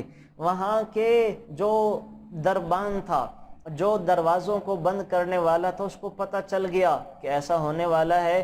اس کو وہاں کے بڑے نے کہا تھا کہ فلاں فلاں دن رات کو کچھ لوگ آئیں گے تو ان کو آنے دینا، روکنا نہیں، جو کریں کرنے دینا، ان سے کچھ پوچھنا کوئی نہیں ہے۔ لیکن اس کو پتہ چل گیا تھا کہ یہ کیا ہونے والا ہے۔ جس رات انہوں نے آنا تھا، یہ اللہ کا بندہ ساری رات مصلی پر سر رکھ کے روتا رہا، یا اللہ آج وہ ظلم زمین پر ہونے والا ہے، یہ تیرے حبیب کی نشانیاں ہیں، یہ تیرے پیارے کی نشانیاں ہیں، یہ تیری بھی تو نشانیاں ہیں، یا اللہ اپنی نشانیوں کی حفاظت فرما۔ تو آج بھی کیا ہوا؟ جب وہ لوگ 40 لوگ کسیاں کدالے لے کے مسجد نبوی میں گئے ہیں اور میرے نبی کے روضہ کے پاس حضرات شیخین کی لاشوں کو نکالنے کے لیے پہنچے ہیں تو اللہ نے اپنی قدرت کا اظہار پھر کیا اور زمین کو پھاڑا، زمین پھٹی ہے اور 40 کے 40 لوگ زمین کے اندر سما گئے۔ اس کے بعد ان کا نہیں پتا کہ زمین کس کس کو کہاں کہاں کیسے کیسے کھا گئی۔ پھر یہ بڑا سب کو پتا ہے، آج بھی وہاں نشان باقی ہیں، اب تو ٹائلیں لگ گئی ہیں، لیکن پرانے عربوں کو پتا ہے۔ میں عمرے پہ جب میرا جانا ہوا تو میں نے پوچھا وہاں کے پرانے بزرگوں سے کہ یہ واقعہ کس جگہ پر پیش آیا، تو انہوں نے نشاندہی کی کہ یہاں پر، ان کو پتا سب کو۔ تو بہرحال یہ اللہ کی نشانیاں، تو اللہ کی نشانیوں کے ساتھ چھیڑ خانی نہیں کرنی چاہیے، اللہ کی نشانیوں کے ساتھ چھیڑ خانی نہیں کرنی۔ اس میں ساری ہی جو اللہ کی نشانی، مسجدیں ہیں، مدرسے ہیں، علماء ہیں، صلحاء ہیں، یعنی جس کی نسبت اللہ کی طرف ہوتی ہے، قرآن ہے، ان چیزوں کے ساتھ چھیڑ خانیاں نہیں کرنی۔ قرآن کو کبھی ہلکا سمجھ کے اس کے نام کی قسمیں نہ کھائیں۔ اللہ کی قسم، قرآن کی جو جھوٹی قسمیں کھاتا ہے اللہ اس کو دنیا ہی میں سزا دے دیتے ہیں، دنیا میں بے شمار واقعات ہیں، میں ان کو ذکر نہیں کرتا، ایکسیڈنٹ کا، حادثے کا، پتہ نہیں کن چیزوں کا اللہ شکا۔ تو یہ موٹا سا ضابطہ یاد رکھیں، ہم سارے مجرم ہیں، لیکن اللہ کہہ رہے ہیں یا ایھا الذین آمنوا لا تحلوا شعائر اللہ، میری نشانیوں کو اپنے لیے حلال نہ کرو۔ جو زمین پر میری نشانیاں ہیں، جو چیزیں میری طرف منسوب ہیں، ان کو اپنے لیے حلال نہ کرو کہ پھر تمہیں کوئی پکڑ سے روک نہیں سکے گا۔ تو بہرحال یہاں پہ یہ اللہ تعالیٰ نے ذکر کی آیتیں۔ اسی طرح آگے چل کر اللہ تعالیٰ سورۃ المائدہ میں یہ آیت ذکر فرما رہے ہیں وَلَا تَعَاوَنُوا عَلَى الْإِثْمِ وَالْعُدْوَانِ وَتَعَاوَنُوا عَلَى الْبِرِّ وَالتَّقْوَىٰ، لوگوں نیکی کے کاموں میں ایک دوسرے کے مددگار بنو اور گناہ کے کاموں میں کبھی بھی ایک دوسرے کا ساتھ نہ دو۔ وَاتَّقُوا اللَّهَ، اللہ سے ڈرو، لوگوں سے نہ ڈرنا۔ تمہارا بھائی، تمہاری بہن، تمہارا رشتہ دار تمہیں کسی گناہ کے کام پر آمادہ کرتا ہے، کسی گناہ کے کام کی ترغیب دیتا، چلو ان کا مذاق اڑائیں، چلو ناچ گانا کریں، چلو ان کو لوٹ لیں، چلو ان کو نقصان پہنچا دیں، چلو مل کے ان کے مال کو کھا جائیں، تو کبھی بھی گناہ کا ساتھ نہ دیں۔ اللہ کہہ رہے ہیں لوگوں سے نہ ڈرنا، واتقوا اللہ، مجھ سے ڈرنا، ان اللہ شدید العقاب، میں بڑا سخت پکڑ کرنے والا ہوں، جب پکڑوں گا تو پتہ بھی نہیں چلے گا کہاں سے پکڑ آ گئی، کہاں سے پکڑ آ گئی۔ تو بہرحال یہاں اللہ تعالیٰ نے انسانوں کو یہ بتایا کہ نیکی کے کاموں میں ایک دوسرے کا تعاون، مددگار بننا چاہیے، گناہ کے کام میں کبھی بھی ایک دوسرے کا مددگار نہیں بننا چاہیے۔ اور یہاں اس میں آپ کو یہ بھی ذکر کرتا چلوں، آپ کا گھر ہے، آپ کا گودام یا مکان ہے، تو وہ کبھی بھی ایسے شخص کو رینٹ پہ نہ دیں جو وہاں گناہ کا کام کرے گا، ہے نا، ایسے لوگوں کو دیں جو نیکی کا کام کرے گا۔ آپ کا گودام ہے، پتہ ہے کہ یہاں بینک والا آنا چاہ رہا ہے یا سودی کاروبار والا اپنا سودی کاروبار چلائے گا، تو آپ نے اگر اس کو اپنی دکان رینٹ پر دی تو آپ بھی گنہگار ہیں۔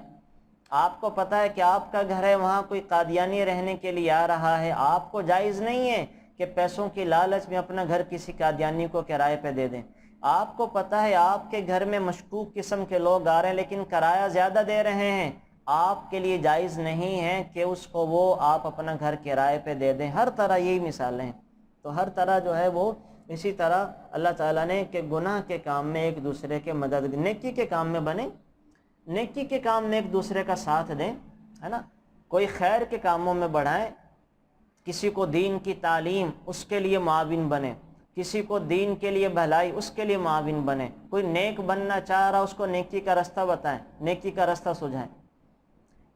تحدیث بن نعمت کے طور پہ ذکر کر رہا ہوں، کل میرا بڑا مصروف دن تھا، 2 جگہوں پہ افتتاح کے لیے، ایک جگہ پہ افتتاح کے لیے جانا تھا بحریہ کہیں، وہاں کوئی افتتاح تھا، اور رمضان بھی تھا، اس کی بھی تیاریاں تھی، کافی ساری چیزیں تھیں۔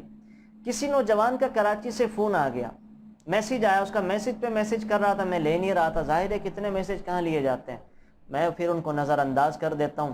تو اس نے پھر کال کی کہ مجھے نماز کے مسائل، رمضان آ گیا ہے اور میں رمضان سے متعلق مجھے نہیں پتہ نمازوں کا، میں نے اب نمازیں پڑھنی ہے، فرض کیا ہوتا ہے، سنت کیا ہوتی ہے۔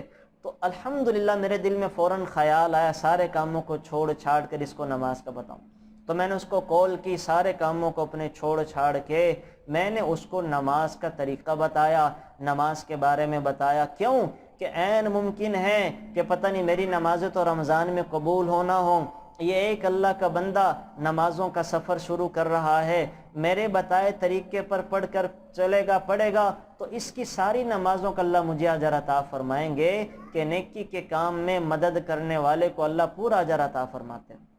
تو آپ کو بھی بے شمار ایسے موقع ملتے ہوں گے، بے شمار جگہوں پر آپ کو بھی کہ وہ بتایا جانے سے کہ نیکی کی کسی کا رہنمائی کر دیں، نیکی کا بتا دیں۔ یہاں آپ جس چیز کو بتائیں گے کہ درس ہو رہا ہے یا ویسے بھی جہاں جہاں پہ ہو رہے ہیں، لوگوں کو خیر کی جگہوں کو پتہ بتائیں، خیر کی راہوں کا بتائیں، تاکہ جو بھی اس راہ کے اوپر چلے گا اللہ چلنے والوں کو اس کا اجر عطا فرمائیں گے۔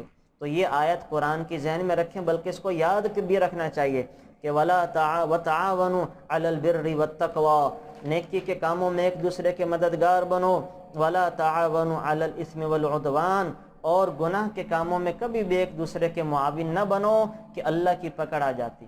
آپ نے سنا ہوگا حضرت ابراہیم علیہ السلام کے واقعے میں، اب جو نار نمرود تھی، نمرود کی لگائی ہوئی آگ تھی، کوئی چھوٹی آگ نہیں تھی، وہ کوئی قریب بھی نہیں جا سکتا تھا، لیکن کبوتروں نے، ایک کبوتر نے وہ نار نمرود کو بجھانے کے لیے اپنے حصے کا کردار ادا کیا، چونچ میں پانی لے کر دور سے ہی پھینکنا چاہا۔ اللہ تعالیٰ کو کبوتروں کے دادا کی وہ ادا اتنی پسند آئی، اتنی پسند آئی کہ ابراہیم کے بنائے گھر پر ان کو ٹھکانہ دے دیا۔ آج بیت اللہ میں روضہ نبوی پر کبوتر ہی کبوتر، کبوتر ہی کبوتر، سارے ہوٹلوں کی کھڑکیوں میں کبوتروں نے گھونسلے بنائے ہوئے، کوئی ان کبوتروں کو مار نہیں سکتا کہ ان کے مارنے کی اجازت نہیں ہے، وہ اللہ کے پڑوسی ہیں، اللہ کی پناہ میں ہیں۔ تو دادا کبوتر نے یہ کام کیا، اللہ نے کبوتروں کی نسل کے وارے نیارے کر دیے۔ اور گرگٹ بھی آیا تھا، یہ میں مثال دے رہا ہوں کہ نیکی کے کاموں پر معاون بننے میں اللہ کیا دیتا ہے، اور گناہ کے کاموں میں معاون بننے، کبوتر نیکی کے کام میں معاون بنے تو اللہ نے کیا دیا، اور گرگٹ یہ گناہ کے کام میں معاون بنے۔ یہ آیا نمرود کی طرف سے، اور اس نے آ کر اس آگ میں پھونکے مارنا شروع کر دی، آگ کو جلانا شروع کر دیا۔ تو اللہ تعالیٰ نے لوگوں کے دلوں میں اس کی نفرت ڈال دی، اس کو مارنے کا حکم دیا، اور اس کی جو پوتیاں پڑ پوتیاں یعنی چھپکلیاں ہیں یا نواسی جو بھی ہیں، بہرحال ان کی نسل سے چھپکلیاں، گرگٹ کے مارنے پر ثواب، اور چھپکلی کو ایک دفعہ کے مارنے پر آپ علیہ السلام نے 100 نیکیوں کا اجر اور ثواب بتایا ہے۔ ایک تو اس کی موذی ہونے کی وجہ سے، اور دوسرا جو روایات سے پتہ چلتا ہے کہ یہ گناہ کے کام میں یہ نمرود کی ساتھی اور معاون بنی تھی۔ تو بہرحال کبھی بھی وہ گناہ کے کام میں ایک دوسرے کے معاون نہ بنے، نیکی کے کام میں ہمیشہ ایک دوسرے کا ساتھ دیا کریں۔ یہاں اللہ نے ایک چیز اور ذکر کی ہے، بس ٹائم کا پتہ نہیں چلتا ہے اور چیزیں کافی ساری رہ جاتی ہیں، لیکن یہاں یہ بتانا بھی ضروری ہے کہ اللہ تعالیٰ نے یہ جو کارخانہ قدرت بنایا ہے، بعضوں کو بعضوں کا محتاج بنایا ہے، نہ ساروں کو مالدار نہ ساروں کو غریب۔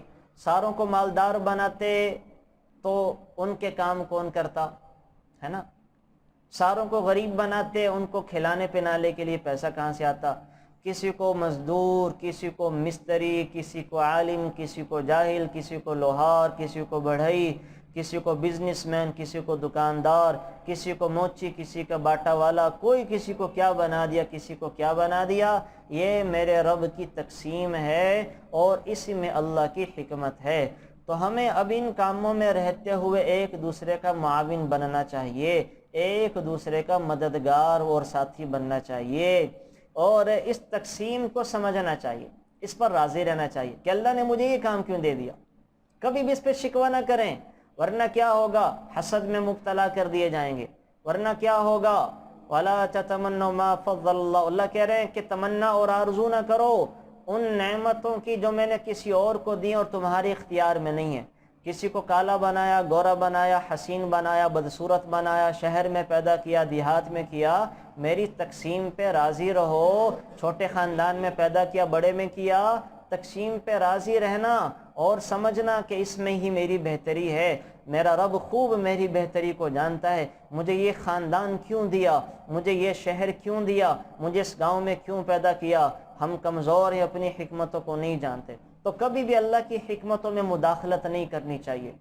ایک بزرگ تھے، کسی بستی میں رہا کرتے تھے، تو بستی میں کوئی بھی جرم ہوتا تو ظاہر جرائم کے پیچھے پیسہ چھپا ہوتا ہے، پیسہ نہ ہونے کی وجہ سے یا زیادہ ہونے کی وجہ سے جرائم ہوتے ہیں۔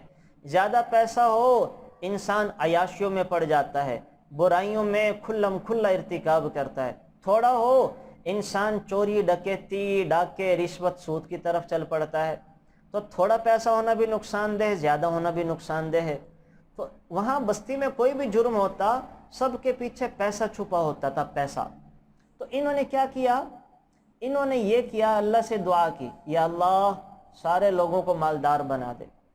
انہیں خواب میں الہام کیا گیا کہ ہماری حکمت ہے، چھوڑ دو، یہ دعا نہ کرو، تھے مستجاب الدعوات۔ پھر دعا کرتی، یا اللہ ساروں کو مالدار بنا دے تاکہ جرم نہ ہو۔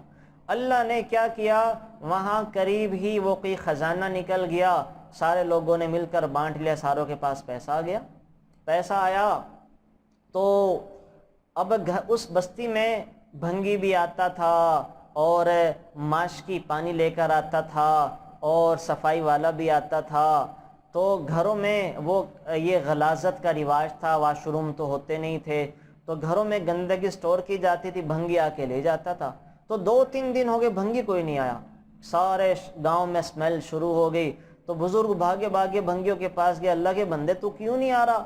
اس نے کہا جی بس بڑا پیسہ آ گیا اور بڑا کما لیا، اب بیٹھ کر کھانے کے دن ہے اور میں یہ کام چھوڑ چکا ہوں، اور بڑے پریشان، کیا کریں؟ وہ تیسرے دن جو ہے وہ ماشکی کوئی نہیں آیا پانی لے کے، سڑکوں میں دھواں ہو گیا، گھروں کا پانی ختم ہو گیا۔ ماشکی کے پاس گئے دوڑے دوڑے، او اللہ کے بندے کیوں نہیں آ رہے؟ کہا جی بس بڑا پیسہ آ گیا، ساری زندگی یہ کام کر کے تھک چکا ہوں، اب تو جو ہے بس اسی پہ گزارا کریں گے، میں یہ کام چھوڑ چکا ہوں۔ بزرگوں کی لگ گئی سمجھ کہ میں نے اللہ کے نظام میں، اپنے کل کائنات کے رب کے نظام کے سسٹم میں دخل اندازی کی کوشش کی، تو اللہ تعالیٰ نے ہمیں دھکا لگا دیا۔ اسی وقت فوراً دعا کیا، اللہ تو نے جو جس کو جیسے بنایا ہے ویسے بنا دے، اور اپنی قدرت کا کارخانہ چلاتا رہے، ہم سے یہ چیزیں بہت بھاری ہیں اور ہم ان چیزوں سے عاجز ہیں۔ تو اللہ نے جو جس کو جیسا سا بنا دیا، اسی پر راضی رہنا چاہیے اور اسی پر ہی اس کو سمجھ کر کوشش میں اپنے آپ کو آگے بڑھانا چاہیے۔ اچھا جی، یہاں یہ ہے، آگے چل کر اللہ تعالیٰ حرام چیزوں کے بارے میں بتا رہے ہیں۔ وہ میں نے پہلے بھی اشارہ کیا تھا کہ بہنے والا خون ہے اور خنزیر ہے اور وہ جانور جو اپنی موت آپ مر جائے، اور اسی طرح سے اوپر سے کوئی پھینکا جائے یا غیر اللہ کے نام پر ذبح کیا جائے۔ اچھا ایک چیز یہاں یہ رکھیں ذہن میں، ہم جو کہتے ہیں نا بس اوقات ہمارے بھائی بہنیں ہمارے ہاں کھانا بھیج دیتے ہیں، وہ 11ویں کا بھیج دیا، یا جو ہے وہ ربیع الاول پہ آ گیا، محرم میں آ گئے، سفر میں آ گئے، کھانے بھیج دیتے ہیں، اور ہم سمجھتے ہیں کہ یہ تو غیر اللہ کے نام پہ۔ یاد رکھیں غیر اللہ کے نام پہ نہیں ہوتے یہ۔ غیر اللہ کے نام پہ ہونے کا مطلب یہ ہوتا ہے کہ پہلے لوگ جانور ذبح کرتے تھے، لات اور عزا بت تھے، ہم کہتے ہیں بسم اللہ، اللہ کے نام کے ساتھ ذبح کرتا ہوں، اللہ کا نام لے کے جانور ذبح کرتا ہوں۔ وہ کہا کرتے تھے بسم اللہ تی، بسم العزا، لات کے نام کے ساتھ ذبح کرتا ہوں، عزا کے نام کے ساتھ ذبح کرتا ہوں، تب وہ جانور حرام ہوتا ہے، ورنہ حرام نہیں ہوتا۔ ورنہ تو جو بزرگوں کے نام پر کیا جا رہا ہوتا ہے، یہ اصل میں ان کو ایصال ثواب مقصود ہوتا ہے۔ جیسے ہم قربانیوں پر کرتے ہیں، دادا کے نام کا حصہ، دادی کے نام کا حصہ، تو نسبت تو ان کی طرف کر دی نا، وہ تو فوت ہو چکے ہیں۔ تو اسی طرح ہم جب اللہ والوں کے نام پر یہ کر رہے ہوتے ہیں، ہمارے کچھ دوست احباب، تو وہ حرام کھانا نہیں ہوتا۔ تو یہ غلط فہمی ہے، حرام تب ہوتا ہے اگر وہ اس طرح ذبح کریں کہ بسم عبد القادر، یہ بکرا میں ذبح کرتا ہوں شیخ عبد القادر جیلانی کا نام لے، اللہ کا نام نہ لے، بسم عبد القادر کا نام لے لے، ہے نا، یہ پھر وہ حرام ہو جائے گا کہ غیر اللہ کے نام پہ۔ تو غیر اللہ کا مطلب یہ ہوتا ہے، باقی جو اتنے خطرناک فتوے دیے جاتے ہیں تو وہ اتنے خطرناک فتوے نہیں ہیں، اس میں ذرا احتیاط کرنی چاہیے۔ اچھا جی، یہاں پہ اللہ تعالیٰ نے یہ چیزیں ذکر کی ہیں، اور آگے ہے اہل کتاب کا کھانا، یہ حلال ہے کہ حرام ہے؟ وَطَعَامُ الَّذِينَ أُوتُوا الْكِتَابَ حِلٌّ لَكُمْ، کہ اہل کتاب جو یہودی ہیں اور عیسائی ہیں، تو ان کا کھانا مسلمانوں کے لیے حلال ہے کہ حرام ہے؟ یہاں یہ چیز یاد رکھیں کہ یہاں کھانے سے مراد اہل کتاب کا ذبیحہ ہے، ذبیحہ ان کا ذبح کیا ہوا جانور۔ آپ کے محلے میں کسی عیسائی نے دکان بنا لی، وہ بھی اللہ کا نام لے کے ذبح کرتا بسم اللہ، تو وہ جانور حلال ہے۔ آپ کے محلے میں کسی کرسچن یا جیو نے دکان بنا لی کسائی کی، اور وہ کہتا بسم اللہ، اللہ کے نام کے ساتھ، تو وہ حلال ہے جانور، وہ حلال ہوتا۔ اور اس میں بھی زیادہ چکر میں نہ پڑا کریں۔ آپ جو ہے وہ مرغی والوں سے مرغی لینے جاتے ہیں، وہ اس کو کہتے ہیں نہیں اونچی سی ذبح کر، وہ حلال ہے۔ ہر مسلمان کے دل میں اللہ کا نام ہوتا ہے، وہ اونچا پڑے دل میں پڑے، اگر نہ بھی لے نام اللہ کا، اس کے دل میں ہے تو وہ ذبیحہ مسلمان کا ہر صورت میں حلال ہوتا ہے۔ ہاں کوئی جان بوجھ کر یہ نیت کر کے کہ میں نے اللہ کا نام لینے ہی کوئی نہیں ہے، تو ایسا تو کوئی مسلمان کوئی کسائی نہیں کرتا، تو تب حرام ہوتا، ورنہ وہ حلال ہی ہوتا ہے۔ یہاں مراد عیسائیوں کا ذبیحہ ہے، ورنہ جو چیزیں وہ ذبیحہ میں نہیں آتی، یعنی سبزیاں ہیں اور چاول ہیں، گندم ہیں، آپ کے آفس میں کوئی ہندو کام کرتا ہے، آپ کے پڑوس میں کوئی ہندوانی رہتی ہے، وہ اپنے گھر سے کوئی چیز پکا کر لے آتی ہے تو اس کے کھانے کی اجازت ہے۔ آپ کو چاول لا کر دے، چنے لا کر دے، آپ کو جو ہے وہ آٹا لا کر دے، خشک چیزیں لا کر دیں، تو وہ بغیر کسی تردد کے ان کا استعمال کرنا حلال ہے۔ ہاں ایک الگ بات اس میں یہ ہے کہ چونکہ کافروں کو پاکی ناپاکی کا خیال نہیں ہوتا، تو اس خیال سے اس کے استعمال سے پرہیز کر لیں تو یہ الگ بات ہے، ورنہ ان کا لایا ہوا ساز و سامان شریعت نے مسلمانوں کے لیے حلال قرار دیا ہوا ہے۔ تو اس بات کو جو ہے وہ اپنے ذہن میں رکھیں کہ وہ ان کا یہ حلال ہوتا ہے۔ اگر کوئی ہندو کسی کے ہاں کام کرتا ہے، وہ اپنے گھر سے سبزی بنوا کر لایا ہے تو اس کے ساتھ کھایا پیا جا سکتا ہے، کوئی حرج اور مذائقے کی بات نہیں ہے۔ اور باقی رہا ذبیحہ، تو عیسائیوں کا ذبیحہ اور یہودیوں کا ذبیحہ وہ اللہ تعالیٰ نے حلال کیا ہوا ہے، اس میں زیادہ وہم میں نہیں پڑنا چاہیے۔ بعض ہمارے لوگ وہم میں پڑ جاتے ہیں، اتنی بھی وہم کی ضرورت نہیں ہے۔ جب آپ علیہ الصلاۃ والسلام مدینہ منورہ تشریف لائے ہیں تو اب ظاہر دائیں بائیں والے عیسائی بھی ہیں، یہودی بھی ہیں، اما عائشہ کے پاس ہدیے آیا کرتے تھے، گوشت کے کھانے پینے کی چیزیں۔ ظاہر ہے میرے نبی کے گھر میں ہدیوں کی بہتات تھی، تو امی عائشہ کے پاس آتے تھے، چونکہ علم والی بھی تھی، حضور کی لاڈلی بیوی بھی تھیں، تو ان کے پاس کثرت سے ہدیے آتے تھے۔ تو امی عائشہ نے کہا یا رسول اللہ صلی اللہ علیہ وسلم، یہ لوگ گوشت لے کر آتے ہیں، پتہ نہیں کیسا ہے، یہ حلال بھی ہے کہ نہیں ہے؟ تو حضور نے فرمایا یا عائشہ سم اللہ وکل بیم، اللہ کا نام لو اور کھا جائے کر۔ اللہ کا نام لینے سے وہ، لیکن یہ ایک سنیریو، ہم چونکہ مسلمان ملک میں رہ رہے ہیں تو یہاں کسائیوں کو زور زور سے تکبیریں پڑھوانے کی ضرورت نہیں ہے، وہ دل میں پڑھ لے تب بھی کافی ہو جاتی ہے۔ اچھا جی، یہاں پر اللہ تعالیٰ اہل کتاب عیسائی اور یہودی عورتوں کے ساتھ نکاح کی اجازت بھی دے رہے ہیں۔ اللہ تعالیٰ اہل کتاب کے ساتھ وہ نکاح کی اجازت بھی دے رہے ہیں۔ یہاں ایک چیز یاد رکھیں، مشرک عورتوں سے تو نکاح کی اجازت نہیں ہے، اور اللہ معاف فرمائے ایسے ہو بھی جاتا ہے۔ پچھلے ہی ہفتے غالباً میرے پاس فون آیا ہوا تھا کسی شخص کا کہ ہمارا بھائی یہاں سے باہر گیا، وہاں جا کے کسی غیر مسلم، نہ عیسائی نہ یہودی سے نکاح کر لیا اور کافر ہو چکا ہے، کیا اس کو میراث ملے گی کہ نہیں ملے گی؟ تو یاد رکھیں اگر کوئی مسلمان کافر ہو جائے تو وہ میراث کا حق کھو دیتا ہے، اس کو میراث نہیں ملتی۔ یعنی یہاں تک حالات جا چکے ہیں کہ اللہ معاف فرمائے، ان چکروں میں پڑھ کے دنیا داری میں اور صرف دنیا ہی دنیا میں لوگ اپنے ایمان کے سودے بھی کرنے لگے ہیں۔ بچوں کو باہر بھیجیں، ضرور بھیجیں، میں تو بالکل کہتا ہوں کہ ان کو مال کمانے کے لیے بھیجیں، لیکن خدا را ان کی تربیت کر کے بھیجیں، ان کو تھوڑا سا دین پڑھا کے بھیجیں، تھوڑا سا اللہ والوں کے ساتھ تعلق جڑوا کے بھیجیں، ورنہ وہ اگر جائیں گے تو وہاں وہ ہوائیں چلتی ہیں کہ کوئی اور کم ان ہواؤں سے بچ سکتے ہیں، ان ہواؤں سے کم ہی بچا جا سکتا ہے۔ تو بہرحال اس چیز کا خیال کرنا چاہیے۔ تو اللہ تعالیٰ نے کافروں کے ساتھ نکاح کی اجازت دی۔ حضرت حذیفہ بن یمان جب مدائن پہنچے تو وہاں ایک یہودی عورت سے نکاح کر لیا۔ حضرت عمر فاروق کو اطلاع ملی، ان کو خط لکھا کہ اس کو طلاق دے دو۔ حضرت حذیفہ نے جواب میں لکھا کہ وہ میرے لیے حرام ہے؟ حضرت عمر نے لکھا کہ حرام تو نہیں ہے، لیکن ان لوگوں کی عورتوں میں عام طور پر عفت اور پاک دامنی نہیں ہے، اس لیے مجھے خطرہ ہے کہ آپ لوگوں کے گھرانہ میں اس رستے سے بے حیائی اور بدکاری داخل ہو جائے گی، ہے نا۔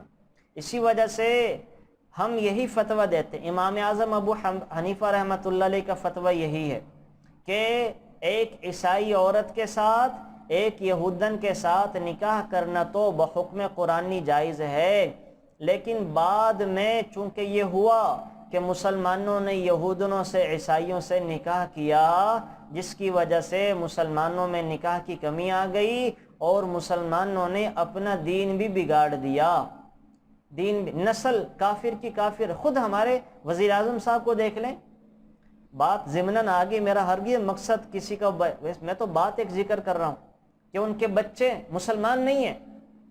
اب یہ کتنے بڑے گھاٹے کا سودا ہے کہ ایک آدمی خود مسلمان ہو، اچھے کام کرے، نیکی کے کام کرے، لوگوں کو نفع پہنچائے، خود جنت میں چلا جائے، لیکن بیوی بھی جہنم میں، بیٹا بھی جہنم میں، بیٹی بھی جہنم میں۔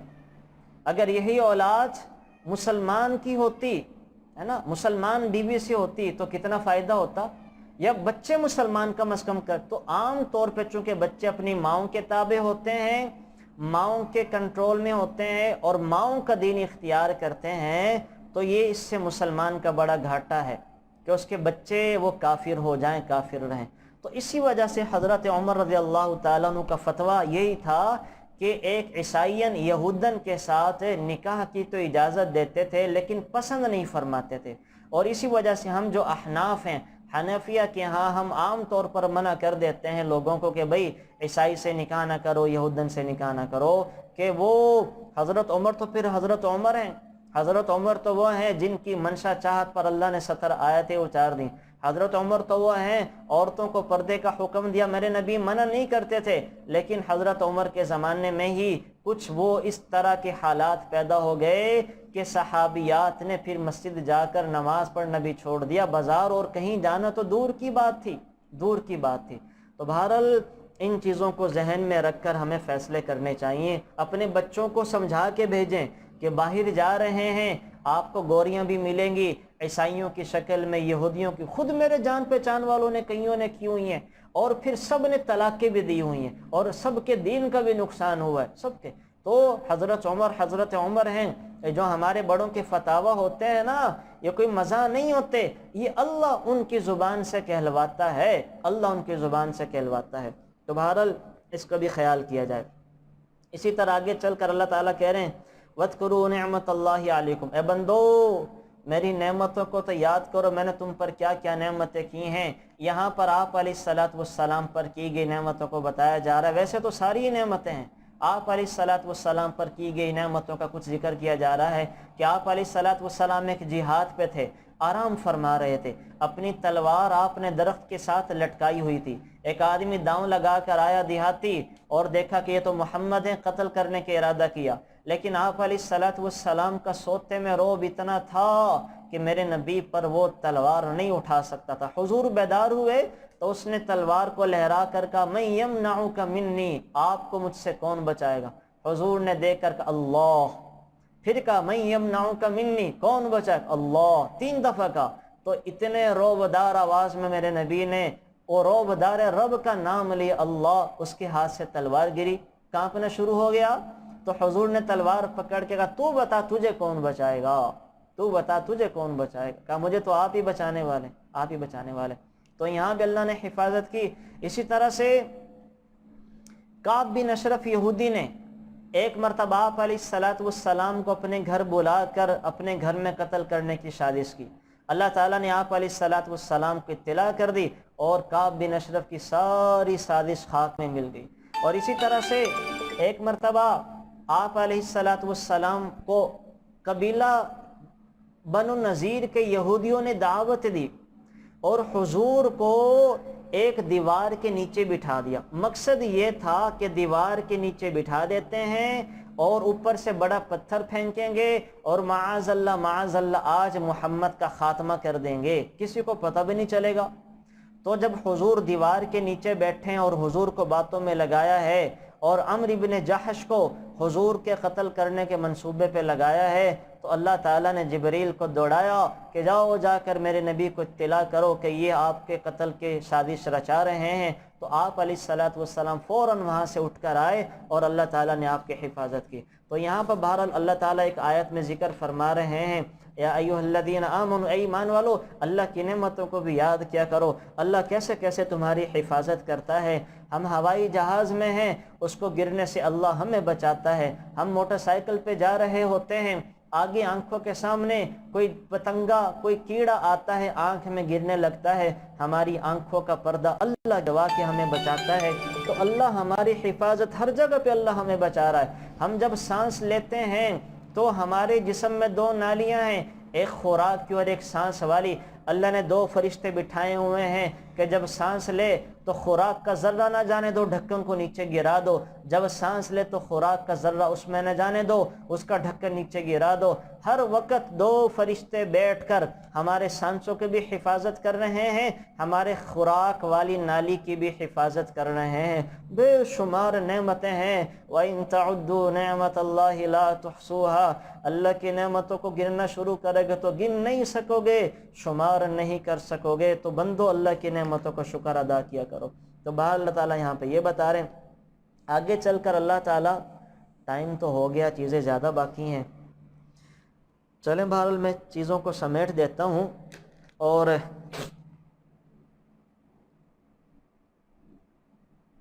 فَبِمَا نَقْضِهِم مِّيثَاقَهُمْ لَعَنَّاهُمْ وَجَعَلْنَا قُلُوبَهُمْ قَاسِيَةً، کہ اللہ تعالیٰ لوگوں کے دلوں کو ان کے گناہوں کی وجہ سے سخت کر دیتے ہیں۔ آپ علیہ الصلوۃ والسلام نے فرمایا، انسان جب کوئی گناہ کرتا ہے اللہ دل پر سیاہ رنگ کا نقطہ لگا دیتے ہیں، دل پر سیاہ رنگ۔ اگر توبہ کرتا ہے اللہ معاف کر دیتے ہیں، توبہ نہیں کرتا ایک نقطہ اور لگ گیا، تیسرا گناہ کیا ایک نقطہ اور لگ گیا، کرتے کرتے کرتے کرتے اللہ سارے دل کو سیاہ کر دیتے ہیں۔ اور پھر کیا ہوتا ہے، کوئی قرآن کی بات اس پر اثر نہیں کرتی، کوئی حدیث کی بات اثر نہیں کرتی، کوئی کسی اللہ والے کی نصیحت اس کے کان پر نہیں جونگتی، اور یوں اللہ اس کے دل پر زنگ لگا دیتے ہیں کہ زنگ لگی چیز پر تھوڑے پانی سے کام نہیں چلتا، زنگ لگی چیز پر اس کو صاف کرنے کے لیے تیزاب بہانا پڑتا ہے۔ تو اس کے لیے بڑی وہ، اسی وجہ سے شریعت نے ہمیں کیا کہا، آپ علیہ الصلوۃ والسلام نے فرمایا وَاتَّبِعِ السَّيِّئَةَ الْحَسَنَةَ، کوئی گناہ کرو تو فوراً نیکی کر لیا کرو، کوئی بھی گناہ کرو نیکی کر لیا کرو تو نیکی گناہ کو مٹا دیتی ہے۔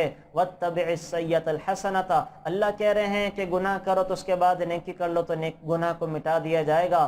کرامن کاتبین ہے نا، جب انسان گناہ کرتا ہے تو دائیں والا فرشتہ بائیں والے سے کہتا ہے کہ نہیں نہیں ابھی نہ لکھ، ابھی نہ لکھ، یہ توبہ کرے گا، توبہ کر لے تو اس کے گناہ کو لکھنے کی ضرورت نہیں ہے، وہ لکھ لیتا ہے، لیکن کچی پینسل سے لکھتا ہے، فرشتہ انتظار میں ہوتا ہے، جیسے توبہ کرتا ہے، جیسے اس کے بعد کوئی نیکی کرتا ہے، کچی پینسل سے لکھا ہوا گناہ کا لکھا ہوا فرشتہ فوراً مٹا دیتا ہے، فوراً مٹا دیتا ہے۔ لیکن اگر بندہ گناہ کر کے ڈھیٹ بن جائے، گناہ پہ گناہ، گناہ پہ گناہ، گناہ کر کے توبہ نہ کرے، یا گناہ پہ گناہ کر کے کوئی نیکی اس کے بعد نہ کرے، تو اس کا وہ گناہ پکی پینسل سے لکھ دیا جاتا ہے، پھر پکی توبہ کرنے سے ہی مٹتا ہے، پھر وہ نیکیوں کے کرنے سے نہیں مٹتا۔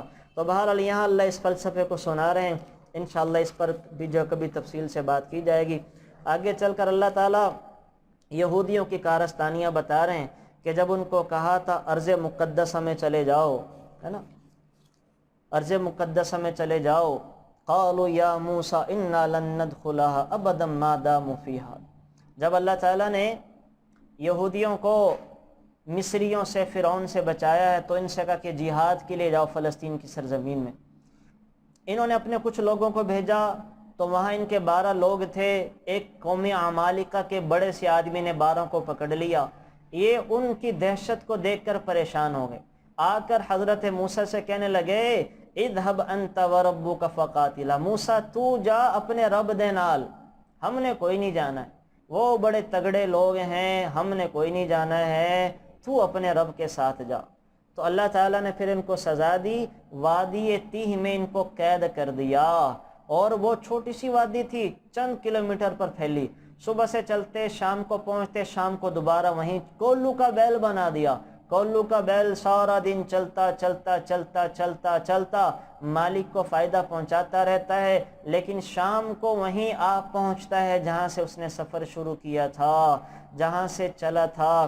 تو بہرحال یہ حضرت موسیٰ علیہ السلام کی قوم بھی عجیب تھی، بنی اسرائیل والے حضرت موسیٰ کو بدبخت کہہ رہے ہیں کہ وہاں مصریوں سے تو بچوا لیا، اب یہاں پکڑوانے کا مروانے کا ارادہ ہے، تو خود جا کے جنگ کر۔ صرف 2 لوگوں نے حضرت موسیٰ کا ساتھ دیا، 2 حواریوں نے، ایسی بدبخت قوم تھی۔ اللہ نے سب کو پھر وادی تیہ میں 40 سال سزا دی، اور جب آپ علیہ السلام بدر میں موقع تھا، نہتے تھے، مسلمانوں کے مقابلے میں 1000 کافر تھے، تو مقداد بن اسود آگے بڑھیں اور عرض کیا، یا رسول اللہ، اللہ کی قسم ہم ہرگز وہ بات نہیں کہیں گے جو موسیٰ علیہ السلام کی قوم نے حضرت موسیٰ سے کہی تھی کہ تو جا اپنے رب کو لے کے لڑ لے۔ ہم تو آپ کو کہتے ہیں ہمیں جہاں لے کے جانا ہے چل پڑیں، ہم آپ کے تیروں میں سے تیر ہیں، جہاں پھینکنا ہے پھینک دے، جو ہمارے ساتھ کرنا ہے کر لے، ہم آپ کے لیے اپنی جانوں تک اولادوں تک کو قربان کرنے کو تیار ہیں۔ تو بہرحال اللہ تعالیٰ نے آپ علیہ السلام کو ایسے صحابہ دیے۔ بڑا فرق ہوتا ہے صحابہ میں اور 1400 سال کے بعد انسانوں میں۔ وہ آپ علیہ السلام کے لیے مر مٹنے جاننے کو قربان کرنے کو ہر چیز کے لیے تیار تھے۔ تو بہرحال اللہ تعالیٰ نے یہ ذکر کیا۔ آگے چل کر اللہ تعالیٰ نے اس 6 پارے میں حابیل اور قابیل کے قصے کو وَاتْلُ عَلَيْهِمْ نَبَأَ ابْنَيْ آدَمَ بِالْحَقِّ اذ قربا قربانا فتقبل من احدهما ولم يتقبل من الاخر، جب 2 بندوں نے اللہ کے لیے قربانیاں دی، ایک کی قربانی کو قبول کیا، دوسری کو نہیں کیا۔ کیا واقعہ تھا یہاں پہ؟ واقعہ یہ پیش آیا کہ اصل میں حضرت آدم اور حوا علیہ السلام سے اللہ نے نسل انسانی کو چلانا تھا، تو اللہ تعالیٰ نے جب بھی ان کو امید، ہمیشہ وہ ان کو امید لگتی تھی تو امین پیدا ہوتے تھے، یعنی لڑکا لڑکی، ایک حمل سے ایک لڑکا ایک لڑکی پیدا ہوتے تھے۔ تو چونکہ سگے بہن بھائیوں کا نکاح نہیں ہو سکتا، تو ایک ہی حمل سے جو بہن بھائی پیدا ہوتے تھے ان کا نکاح آپس میں جائز نہیں تھا۔ دوسرے حمل سے جو پیدا ہوتے تھے، مقصد چونکہ نسل انسانی کو بڑھانا تھا، تو ان کا آپس میں، یعنی ایک حمل سے جو بہن بھائی پیدا ہوئے ہیں، دوسرے حمل سے پیدا ہونے والے بہن بھائیوں کے ساتھ نکاح کر سکتے تھے۔ اس طرف کا بھائی اس طرف کی بہن، اس طرف کی بہن اس طرف کا بھائی، ایسے ہی تھا۔ ایک حمل سے قابیل پیدا ہوا، اس کے ساتھ لڑکی پیدا ہوئی جو کہ بڑی حسین و جمیل تھی۔ دوسرے حمل سے حابیل پیدا ہوا، لڑکی پیدا ہوئی، بڑی بدصورت تھی۔ اب جب نکاح کا موقع آیا تو قابیل نے کہا کہ میں اپنی ہی سگی بہن سے نکاح کروں گا، میں حابیل کی بہن سے نکاح نہیں کروں گا۔ تو حضرت آدم علیہ السلام نے اس کو قبول نہیں فرمایا، اور ان دونوں کے درمیان جھگڑا ہو گیا۔ قابیل کہتا نہیں، میں اپنی ہی سگی بہن سے جو میرے ساتھ پیدا ہوئی تھی نکاح کروں گا، حابیل والی سے نہیں کروں گا۔ حابیل بھی نہیں مانتا تھا۔ تو حضرت آدم نے دونوں کا جھگڑا ختم کروانے کے لیے کہا چلو قرعہ اندازی کر لو۔ قرعہ اندازی میں نے پہلے بھی ذکر کیا تھا، قرعہ اندازی کرنا مسنون عمل ہے۔ جائز کاموں میں بچوں کے درمیان کوئی چیز بانٹنی ہو، کوئی فیصلہ کرنا ہو، کوئی وہ وجہ ترجیح، کوئی پریفرنس نہ ہو، کسی ایک کو زیادہ ترجیح دینی ہو، پروٹوکول دینا ہو، تو قرعہ اندازی کے ذریعے دیا جا سکتا ہے۔ یہ حضرت آدم علیہ السلام کے زمانے سے چلا آ رہا ہے۔ میرے نبی بھی جب سفر پر لے کر جاتے تھے بیویوں کو تو قرعہ اندازی کروایا کرتے تھے۔ تو قرعہ اندازی کروانا، کس کو لے کر جانا ہے، سنت عمل ہے، اس کو رواج دیں۔ تبال حضرت آدم نے قرعہ اندازی کرنا چاہیے تو دونوں مان گئے۔ اب قرعہ اندازی میں اس وقت کیا ہوتا تھا، ہر ایک اپنی اپنی قربانی کرتا، آسمان سے آگ اترتی تھی، اللہ جس کی قربانی قبول کرتے آگ آ کر کھا جاتی تھی، اور اللہ جس کی قربانی قبول نہیں کرتے وہ وہیں پڑی رہتی تھی، آگ نہیں آیا کرتی تھی۔ تو قابیل کے پاس کیا تھا؟ قابیل کے پاس غلہ، گندم وغیرہ کی چیزیں تھی، کاشتکار تھا، اور حابیل بھیڑوں بکریوں والا تھا۔ اس نے بھیڑ اور بکریاں لا کے میدان میں رکھ دیں۔ آسمان سے آگ آئی، آسمان سے جب آگ اتری ہے تو آگ آنے کے بعد حابیل کی بھیڑ بکریاں کھا گئیں اور قابیل کا کچھ بھی نہ کھایا، جس سے سمجھ گئے کہ اللہ نے حابیل کی قربانی قبول کر لی، قابیل کی نہیں کی۔ تو وہ شادی ہو گئی حابیل کی قابیل کی بہن کے ساتھ۔ جس سے قابیل حسد میں مبتلا ہوا، اور حسد میں مبتلا ہو کر اس نے کیا کیا؟ اپنے بھائی کو قتل کر دیا۔ جب قابیل، دیکھیں اس کی پتہ کیسے لگائیں قاتل کون تھا؟ تو قتل کے شروع میں بھی کاف آتا ہے، اور قتل کرنے والا قابیل ہے، اس کے شروع میں بھی کاف آتا ہے۔ بسا اوقات انسان کو یہ بھول جاتا ہے کہ قاتل کون تھا دونوں بھائیوں میں، تو اس کا آسان سا نسخہ ہے کہ قتل کرنے والا تھا قابیل، تو قتل کے شروع میں بھی کاف آتا ہے اور قاتل کے شروع میں بھی کاف آتا ہے۔ اس سے یہ سمجھنا، یاد رکھنا آسان ہوتا قاتل قابیل تھا۔ تو قابیل نے بھائی کو قتل کر دیا۔ قتل کرنے کے بعد اب اس فکر میں ہے کیا کروں کیا کروں۔ حابیل نے اپنے بھائی پر ہاتھ نہیں اٹھایا۔ حابیل قیامت کے دن مظلوموں کا سردار بن کے کھڑا ہوگا، اور قابیل قیامت کے دن سارے قاتلوں کا سردار بن کے کھڑا ہوگا کہ قتل کی روایت اس نے ڈالی ہے، قتل کا بیج اس نے بویا ہے۔ قیامت تک جتنے قتل ہوں گے، احادیث مبارکہ میں آتا ہے اللہ سارے قتلوں کی سزا قابیل کو دے گا کہ اس نے روئے زمین پر قتل کی بنیاد ڈالی ہے۔ تو قابیل نے حسد میں آ کر، جیلیسی میں آ کر کہ اللہ نے یہ نعمت میرے بھائی کو دی، مجھے کیوں نہیں دی؟ چاہتا شکر کر لیتا، مر کے اللہ بھی یہ ساری نعمت عطا کر دیتا، لیکن حسد میں، جلد بازی میں، کینہ میں، بغض میں، نفرت میں کیا کیا؟ قتل کر دیا، اور قتل کر کے ہمیشہ ہمیشہ کا جہنم کا حقدار بنا۔ تو یہاں پہ ایک چیز اور یاد رکھیں، اللہ تعالیٰ اس آیت میں ذکر فرما رہے ہیں کہ اللہ کے اعمال کے قبول ہونے کی شرط تقوی ہے، تقوی۔ انما یتقبل اللہ من المتقین، اللہ عبادت قبول کرتا ہے تقوی والوں سے۔ ایک آدمی نیکیاں، پیسے لٹا رہا ہے، تقسیم کیے جا رہا ہے بازار میں، لیکن مقصد ریاکاری بھی ہے، نیت بھی ہے، اور خوف خدا بھی کوئی نہیں ہے، تو کوئی ثواب نہیں مل رہا۔ شہرت ملنا تھی مل جائے گی، شہرت ملنا تھی مل جائے گی، لوگوں میں مشہور ہو جائے گا، لیکن اللہ اس امر کا اور اجر کا اس کو عطا نہیں فرمائیں گے، اس کو نیکیاں اور اس کا بدلہ عطا نہیں فرمائیں گے۔ چلیں جی، کافی ہو گیا، اس میں بہت سارے احکامات باقی ہیں لیکن ٹائم بھی ہو گیا ہے۔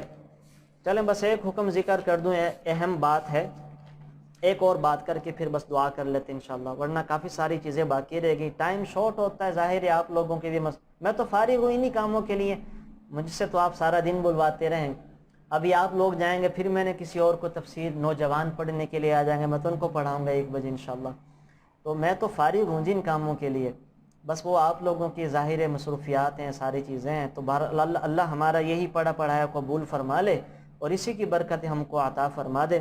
ایک وہ میں بھیج دیتا، یہ آیت، یہ اللہ کہہ رہے ہیں سورۃ المائدہ میں، یا ایھا الذین آمنوا اتقوا اللہ، اے ایمان والو اللہ سے ڈرو، وابتغوا الیہ الوسیلۃ، اور ڈھونڈو اس تک پہنچنے کا وسیلہ، اور اس کو پانے کی کوشش کرو تاکہ تم کامیاب ہو۔ وسیلہ کیا ہے پہلے یہ سمجھیں، اصل میں اس بات کو سمجھانا مقصود تھا۔ وسیلہ کا مطلب ہے اللہ کے قرب کو پا لینے کے طریقے۔ اب وہ اللہ کا قرب علم کے ذریعے بھی ہو سکتا ہے، جہاد کے ذریعے بھی ہو سکتا ہے، سخاوت کے ذریعے بھی ہو سکتا ہے، وہ کوئی بھی خیر کا کام کر کے حاصل ہو سکتا ہے، تو خیر تک پہنچانے والے کام کو وسیلہ کہا جاتا ہے۔ یاد رکھیں جی، وسیلہ وصل سے مشتق ہے، اور جس کا مطلب ہوتا ہے جوڑنا، یعنی ہر وہ کام جو انسان کو اللہ کے ساتھ جوڑ دے۔ وہ کون سے کام ہیں؟ نیکی بھی جوڑتی ہے، سچ بھی جوڑتا ہے، سخاوت بھی جوڑتی ہے، علم بھی جوڑتا ہے، عمل بھی جوڑتا ہے، کھانا پلانا بھی جوڑتا ہے، کسی کو دعاؤں کا دینا بھی جوڑتا ہے، اچھے اخلاق بھی جوڑتے ہیں، یہ سارے کام کیا ہیں؟ وسیلہ ہیں۔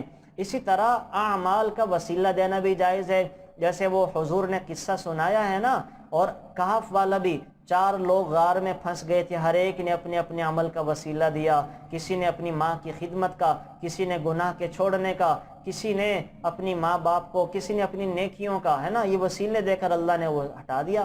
تو اپنی نیکیوں کا وسیلہ بھی دیا جا سکتا ہے، یا اللہ میرے پاس یہی ایک نیکی ہے، یہ صرف اور صرف میں نے تجھے راضی کرنے کے لیے کی ہے، یا یہ تو جانتا ہے یا مجھے پتا ہے، تیرے اور میرے علاوہ کسی کو نہیں پتا، یا اللہ اگر تجھے میری یہ نیکی اور ادا پسند ہے تو میرے اوپر فضل فرما دے، رحم فرما دے۔ انسان ایسے وسیلہ کے لیے دعا کر سکتا ہے۔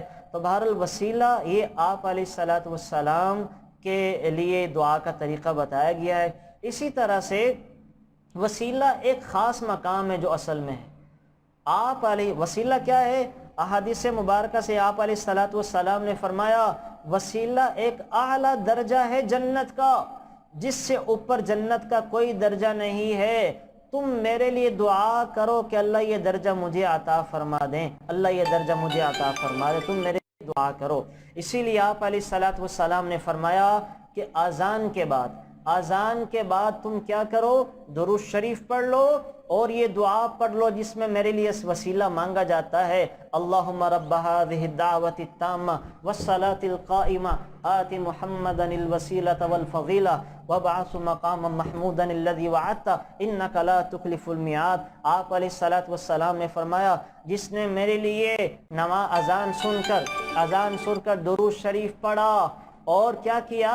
وسیلہ مانگ لیا، تو میرے لیے اس کی سفارش کرنا واجب ہو گیا، میں اس کی سفارش کروں گا، اللہ کے نبی اس کی شفاعت کریں گے. تو جو یہ کام کر لے گا ہر اذان کے بعد آج سے نیت کر لے کہ انشاءاللہ ہر اذان سن کے ہم نے پہلا کام درود ابراہیمی پڑھنا ہے اور پھر ہم نے کیا کرنا ہے؟